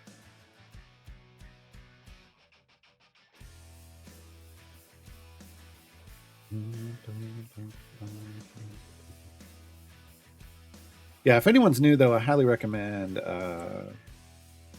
my new player reference. I built it specifically because it's got all the information you're going to want to know as a new player to kind of direct your progress in the early part of your game, all the way now through the beginning of the mid game. So it'll give you a little more direction. It'll give you a little more information, the information you kind of need to make informed decisions for yourself.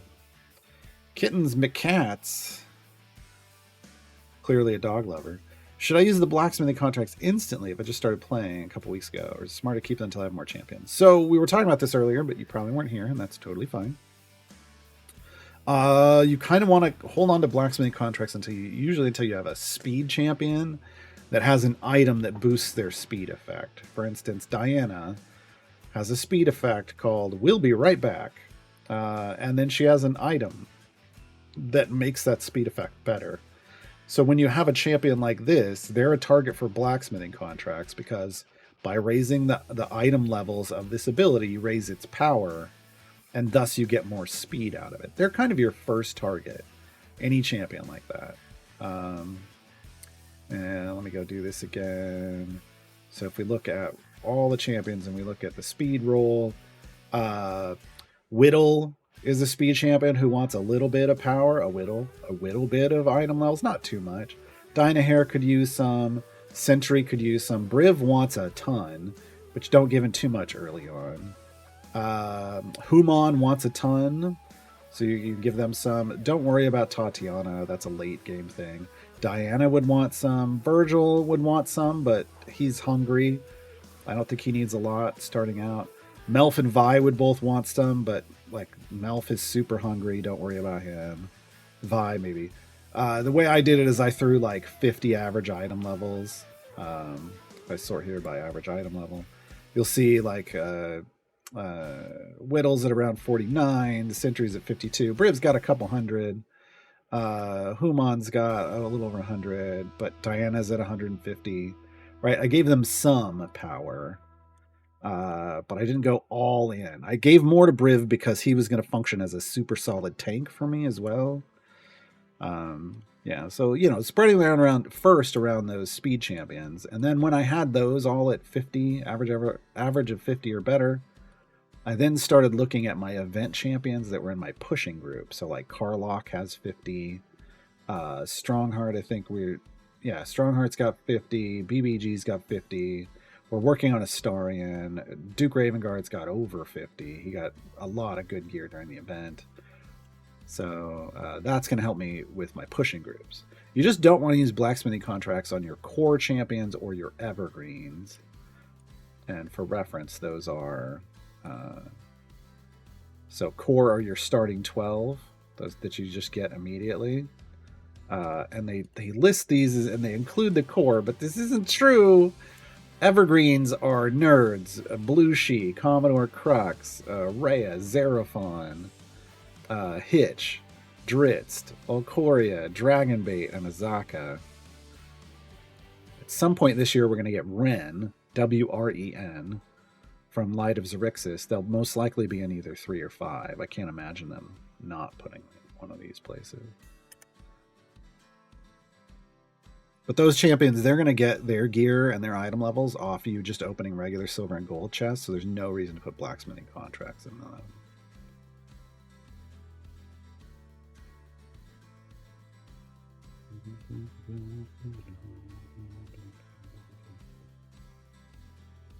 Don't need to open that many Electrums to get to blue. Sure, but it's not about that. There's no need to hold on to them because they contain gems. We're talking about Electrums. The Electrums contain gems and consumables. You shouldn't be holding on to any beyond anything at all. The only time you hold on to them is to save them for new champions, then dump them all.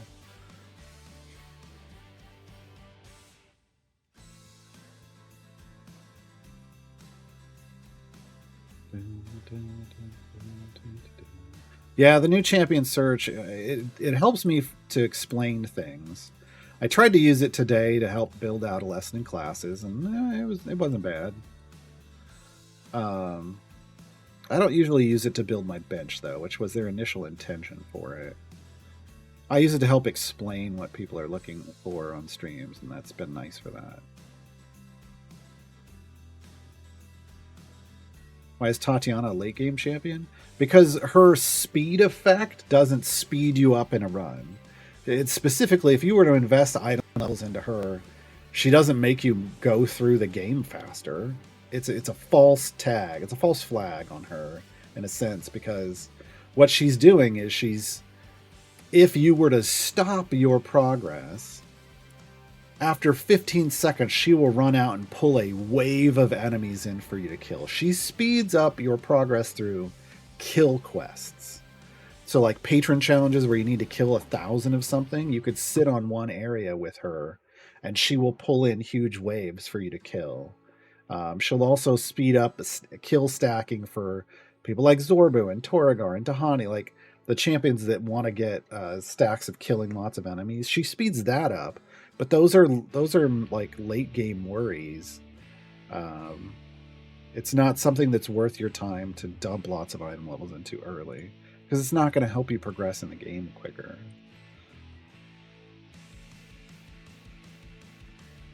Does Wolfpack feat count as a positional formation ability? I don't have Zorbu on this account. Hold on. Yeah. Well, that thing coming out of that tube was huge. All right, let me try to pull up. Let me see if I even have that. If that's a newer feed, I might not even have it in my guide. Let me check.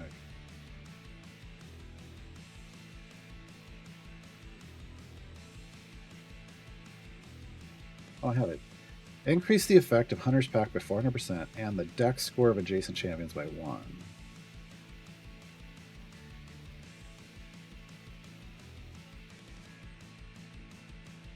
I don't know if that... It's not an ability, so it's not a PFA for like Artemis to pick up.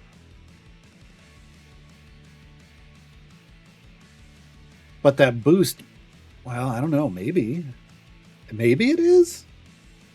You'd have to go test it with like Artemis or Valentine or Warduke. I don't know. I don't play with those champions, so I ignore those champions. I avoid them because I don't like dealing with PFAs. But you go test it out and see. Like if Valentine transfers that dex boost to someone, there you go. I don't think Artemis would. I feel like if Artemis don't. There's a part of me that's like, Artemis can't pick that up and multiply it. Suddenly his dexterity score would be 100 and something, right? Or outrageous, right? That doesn't make sense to me. And that's why I don't think it should be. But that doesn't mean it isn't. They've made some weird mistakes in this game, and that could be one.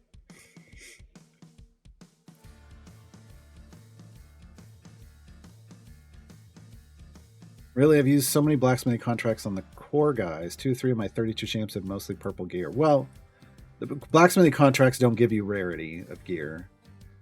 It's item levels. And if you did it, that's fine. Everybody makes mistakes sometimes when they're new in games. Just know that from going forward, your blacksmithing contract shouldn't go on those champions. You open up gear, you open up chests, silver chests and gold chests, and that's what's going to give you higher rarities of gear. And it's also going to give those champions their item levels. You don't have to worry about that. Where do you see average item level for champion? So again, that was on the... I went to the search. If I reset here and I just go to ownership all down here at the bottom left, under sort, you can do item level.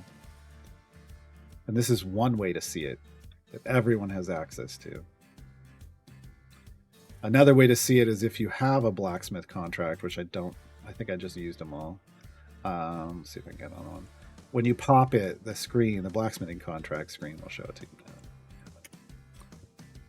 It'll show it to you there. There's a couple ways to get it, but the easiest one is the champion search. Siloya, do you know how often dismantles will be given going forward? Every 3 months, roughly. A legendary dismantle. A legendary dismantle. Every 3 months, roughly, with the quarterly celebrations. For a champion, like a full dismantle for a champion, is only if they're reworked in an event. Only if you're reworked in an event. Oh, Collections has one too. Okay, hold on. Collections, champions.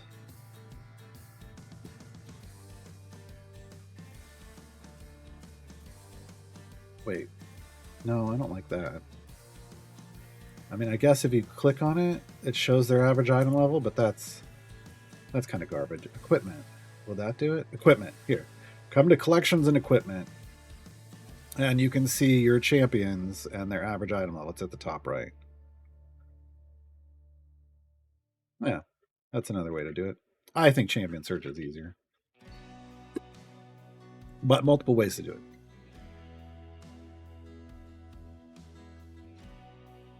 How hard is it to activate BBG's speed ability? I don't find it difficult at all.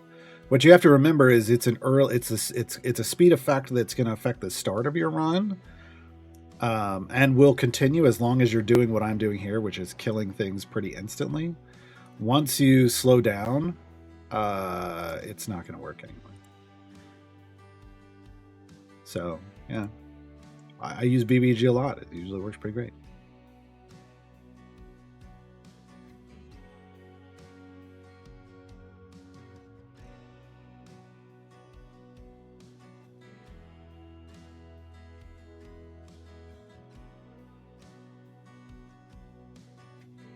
Yeah, unfortunately, Rafflet, on this account, I don't even have Zorbu, so, and I probably wouldn't have that feat, so I don't have a way to test. Sanders Void says it can be observed. That's messed up. That's true. That's real messed up. Is there an anti-Corazon champ that can have a neutral champ treated as good or evil? Oh, I don't know.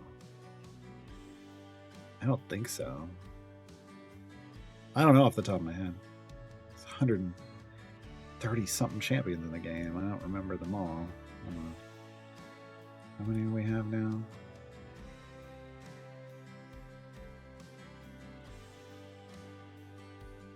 $136 champions right now. 138 on Wednesday, I think. Yeah, that's right.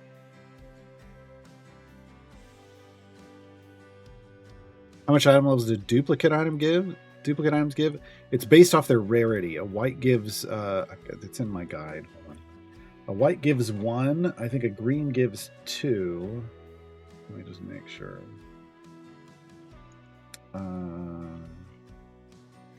A white gives 1, a green gives 2, a blue gives 6, and a purple gives 24. Is my recollection. Let me double check. I believe that's... Yeah. 1, 2, 6, and 24, yes.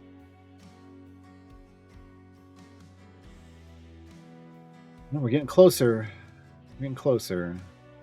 It's so slow without speed champions.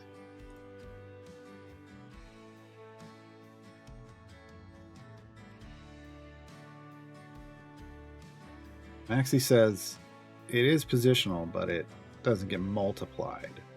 Okay. So if it's positionally gets passed and doesn't get boosted, that's fine. That's neat. Again, I can't test on this account. And the second client I have open right now is Ducks. Ducks.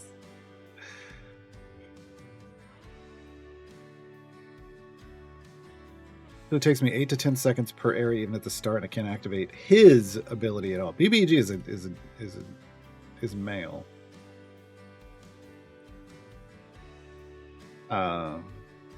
Then you're not killing quick enough. Like, yeah, I mean, you got to be killing instantly, and you may have to have some other things going on, like pair BBG with like a sentry, or to also reduce the number of or a Human, anything to get you through the kills, like that clear the area faster. On their own may not work. You got to have something that's going to speed up spawn speed, create extra enemies with each wave, or give you multiple credits for killing, or reduce the overall number you need. So they're like a combo. The champion you need is kind of a combo. And then it works for as long as you're doing that. Like, I'm not getting a speed effect here because we have no other speed champion. So, yeah. But so okay. So you got to have a combination. I guess I don't think about that because I would never use, like, this is the first time I've ever had BBG in a formation without another speed champion. Right. A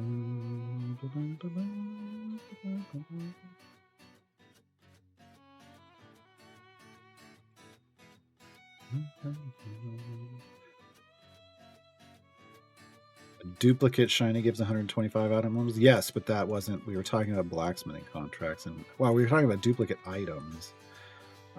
Duplicate shinies are not something anyone needs to worry about until heavily into the mid game, because you'd have to fully gild all your Corn Evergreens before that even kicks in, and then it's just going to give you dupes onto your Evergreens anyway, your Corn Evergreens, and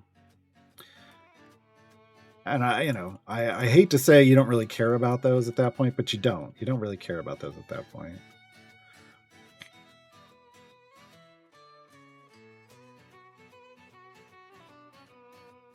Started patron variants. How do you earn patron influence?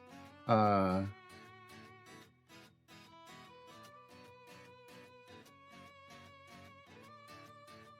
Ruby coins in and 0 influence game. You have to do a variant. Yeah. Oh, you don't have to worry about the question tag here. That's just on the C&E Games channel. You have to do a variant. You have to actually complete the variant. So whenever you do a patron variant, not a free play, but a variant, because you can earn Ruby coins from free plays, then maybe that's what you're doing, is a free play. When you do a variant, the completion reward is coins, or depending on what, it isn't just always Ruby coins. It depends on what your patron's thing is. But so Mert's going to give you Ruby coins, and when you complete a variant, he's going to give you influence. But if you're just doing a free play, you're just going to get Ruby coins.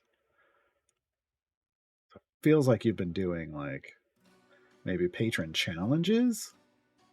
Challenges reward you coins, and maybe you've been doing them in a free play. Because once you complete an actual variant, like a patron variant, that's when you get the influence.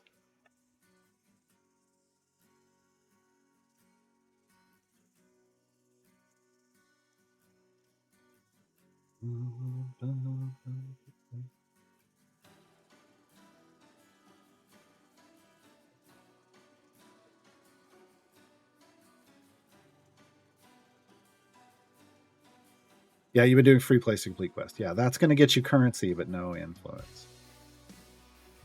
Which one of Human's abilities makes him a speed champion? It's a combo.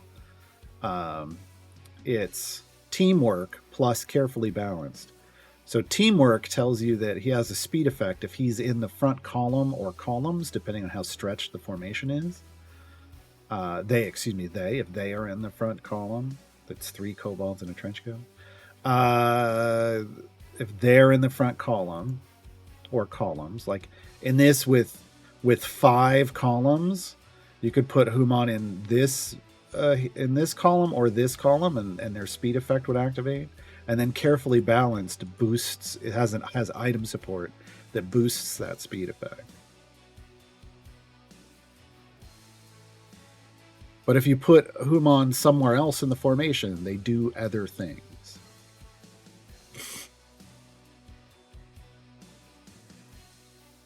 Find that as long as you have disgusting healing every second, doesn't matter how long it takes to get through level.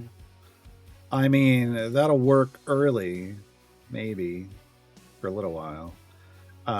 Healing falls off real fast in this game, and time is the enemy, the past it threatens. Like, you want to, I don't know that you just want to sit. I guess now this new champion is going to let you want to sit in adventures for days, and I don't really like that idea. But whatever.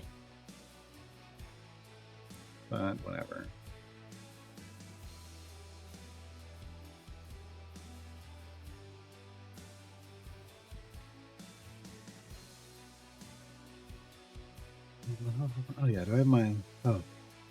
Hold on, I gotta restart, folks. I gotta get my weekday buffs. I started the game up before it reloaded. And they make me restart it.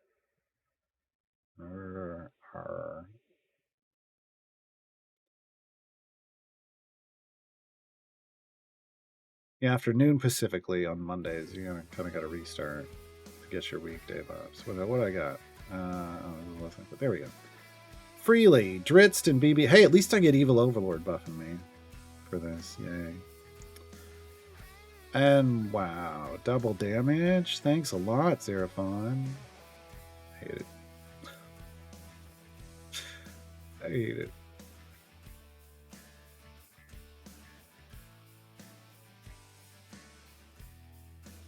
Hey, we lost. Yeah, that's always my C team reference. Time is the enemy, the past it threatens. Yeah.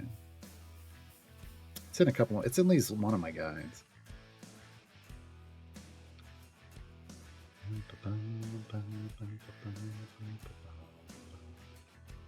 What? Don't we all get the same buffs? Not on weekdays. On weekends, sure. Weekends, everybody gets the same. But your weekly party, one champion everybody gets, and the other 2 are specific to your account, based off your usage scenarios. And yes, it counts background parties, which is silly. I tried to explain that to them, and they're like,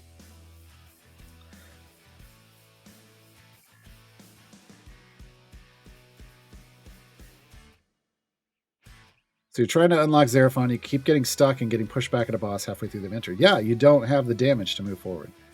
Healing isn't. It sounds like you are leaning into trying to be survivable more than you're trying to do damage, and you have to find a balance. You have to find a balance of power and survivability to move forward. I don't know what my survivability even looks like yet here. We've got her with an EO 6 health and an EO 5 shield. I don't know. I'm really just hoping I don't get touched. but I don't think once we get to the Tarask is gonna do disgusting things to us. I do not consent. See what happens though. So we got to get to 725. We are 75 areas away. Nice. Yeah, this Tarask, it doesn't matter. It's just going to hit you. It's just going to hit you. Look at this. It takes up the entire screen. When it leans down, it bites the back of the party. It's a jerk. It's dripping its spittle on Karlach up here.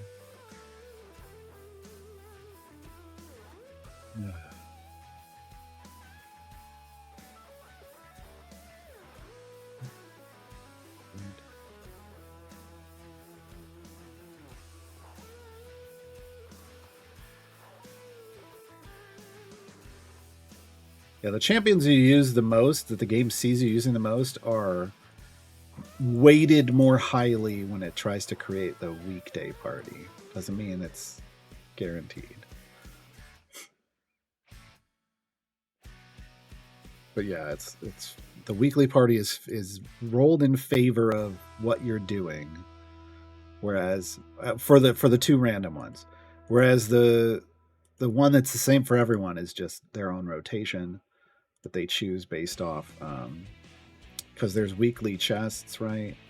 So it's going to be based off this. So I guess BBG is what everybody's getting. So here's homebrew, the homebrew item for BBG. So I guess BBG, that tells me BBG is the shared one, and Freely and Dritz are, I haven't even used Freely. So there is just, it's random, but it's leaning towards the ones you're using. And on the weekends, they pick the 5. They pick the 5. Night Niscus.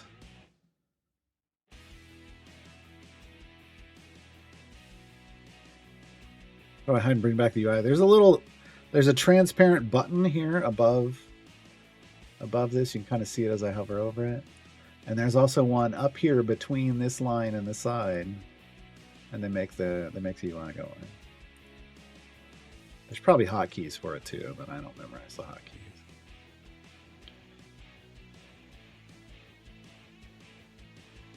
RNG tends to work randomly. Yeah. Would be a good champion to invest in as a DPS going through Tomb of Annihilation.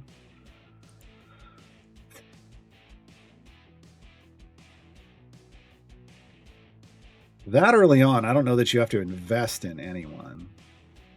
That early on, you could still be using a combination of the starting DPS of Jarlaxle and Ashara, like going back and like starting with Jarlaxle and then swapping to Ashara once you've got a decent chunk of favor in that campaign. So it really just depends on who you've gotten from events, like if you've got, or time gates, like if you've collected a really good DPS, like Karlach. Actually, everybody can get Karlach with a code that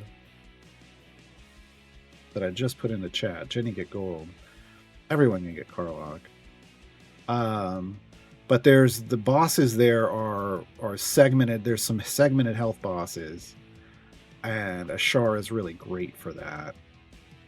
So you don't necessarily need to invest in Shishara. You just have to keep buying silver and gold chests out of the shop with your gems and keep opening them, and she'll scale on her own.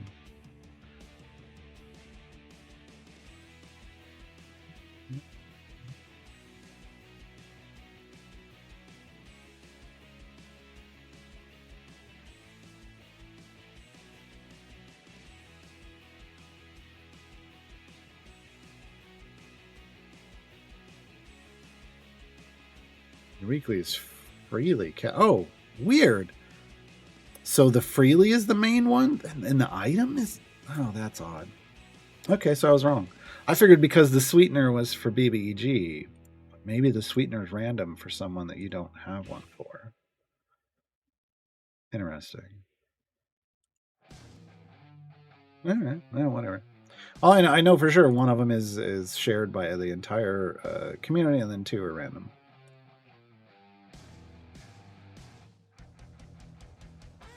Zorbu is not great in Tomb. Please don't spread that fallacy. Again, you're dealing with armored enemies. Zorbu is a single target DPS.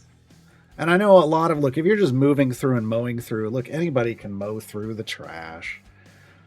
But we're talking about Valindra's Shadow Mantle that you have to beat to get Dragonbait. We're talking about a Sararak that you have to beat to get a Zaka. So with those as the big bads of the campaign, the DPS you're going to want is a multi-hit DPS. And Ashara serves that role early on perfectly fine. If you're trying to kill Valindra's Shadowman, you might be able to beat a Sararak with Zorbu. But if you're trying to kill Valindra's Shadowman with a Zorbu, you're going to have a no good, very bad day. Use Esmeralda to help chunk on the arm. Sure, easy Merelda is going to give you double credit, but its double credit is sure, it takes Zorbu from 1 to 2, but it takes 5 hits from Ashara up to 10. Which one's better? Math.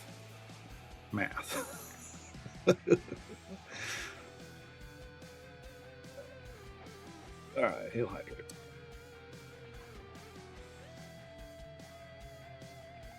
Yeah, you want multi-hit champions, and you have one in Ashara, and she's perfectly fine. For Tomb of Annihilation, it's the easiest campaign in the game. You can use that core champion. You don't even have to match her. You don't even have to match all of her bonds up. You just got to put her in potpourri and go to town.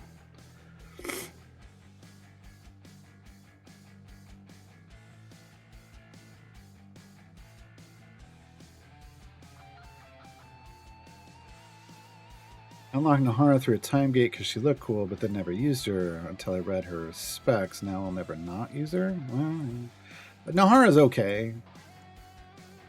She's one of the weakest DPS champions in the game. On her own. You know, if you build the Black Dice side around her, she gets better, but still, she starts off at a pretty low place, which isn't great. I get that she has an ability that the more you play her, the more powerful it gets, but it scales very slowly, and it hits diminishing returns. It's not like it's just going to scale great forever. So, Bandit Airwood Champions are in Founders Day. Yes. Oh God. It's you can find out in Founder. You can find 6 of the 8 right here. Festivals, Founders Day. Deacon, Walnut, Freely, Sergeant Knox, Nahara, Strongheart, plus Vin Ursa and Xander as your flex champions, and then Aeon and Umberto are the new champions. We get 2 new champions in this event for the first time ever.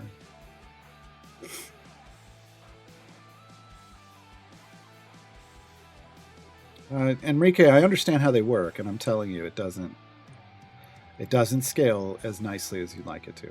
These champions have been around a long time.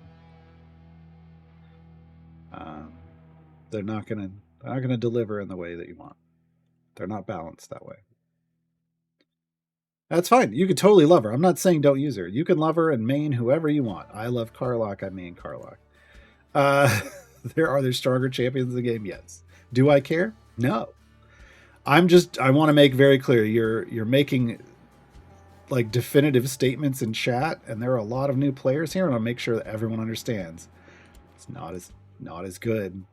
Not as good as you want it to be, but play the game with whoever you want to play the game with. I mean, Lurking Rider's in here, and he mains nerds. Like, he runs nerds DPS, and I wouldn't recommend that to anyone.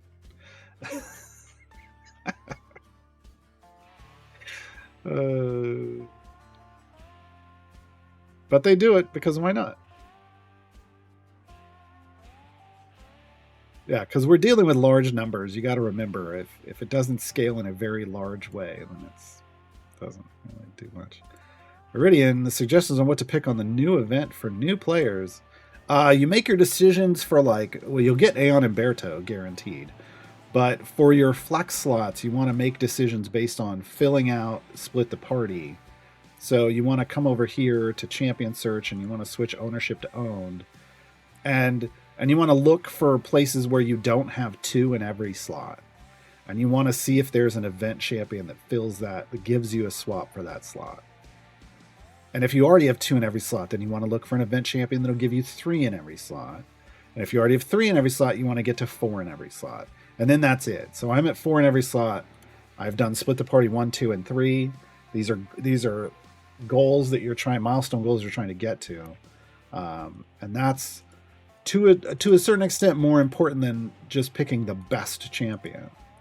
Now, if you were around for the last event and you got Duke Ravengard, then regardless of your split the party, the one thing I'm going to tell people is go get Strongheart. Because Strongheart and Duke Ravengard are basically tag team Bash Brothers, who, if you're using a melee DPS like I am here, create ridiculous amounts of damage. But again, I'm a Karlach main. Hey, we beat the Tarask, folks. We got 23 areas to go. I think we're good. Our damage is so high. We have so much more damage than we need. So we're doing this.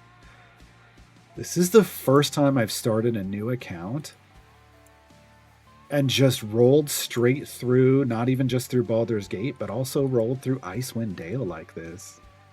So this is a way better. The current new players reference is... Mwah! I did a good job. Good job past me.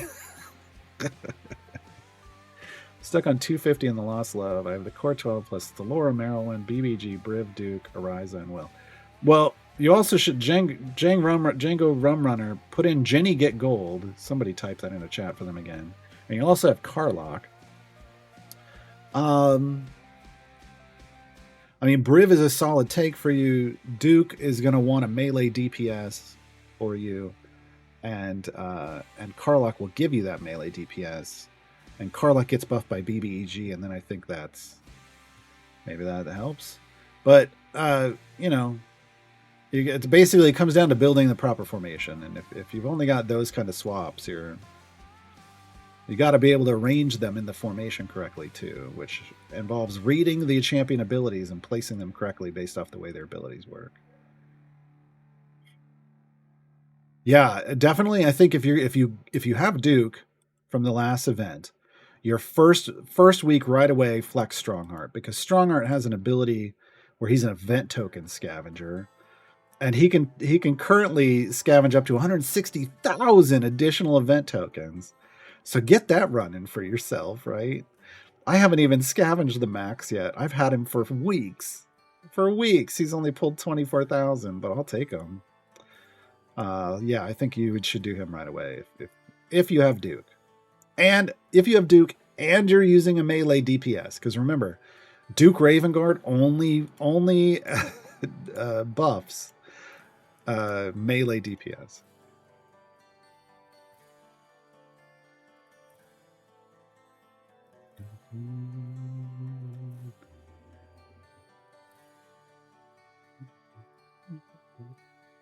I am a huge fan of Karlach. I'm not going to say Karlach is the best champion in the game.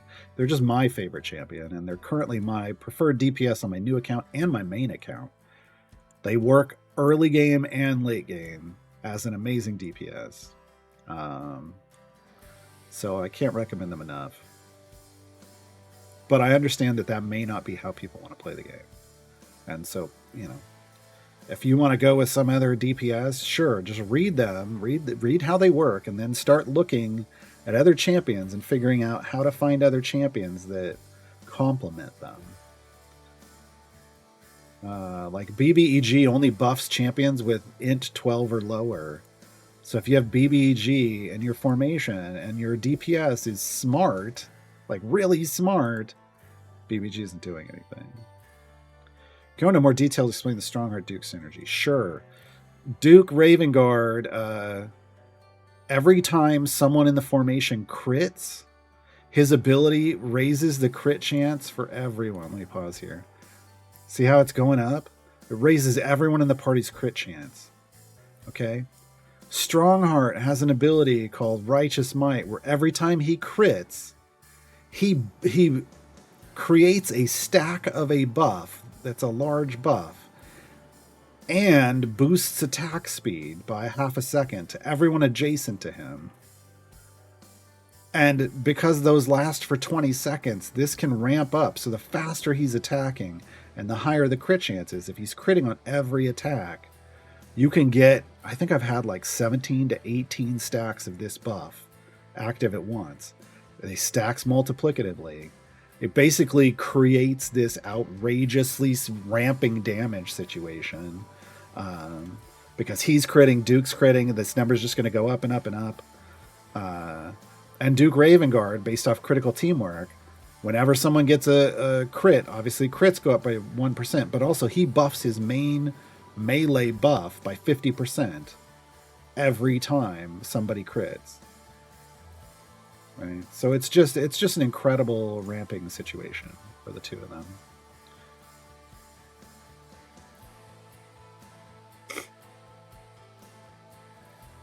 How do I feel about Miria? Miria is a great late game tank. I don't know if she's necessary in the rest of the game, but her buffs are based off like she makes your tanks, like your front column, more durable. She soaks up damage. And then the more often she dies, like she pulls in clones of herself, the more often she has to do that, the bigger her buff gets. And it's based off how far you've pushed. So she's better in the late mid game and all through the late and end game than she is the rest of the time. But she's still solid. We completed it, folks. We completed a lesson of classes with our starter formation, like from Area 1. This was the formation. Love it.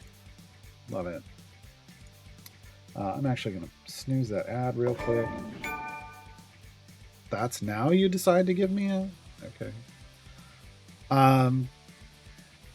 That's all I wanted. We did the storyline in Icewind Dale, and I'm done here? Because I don't care about the rest of it? Yeah. Let's get wild, folks. Do we want to... Oh, no.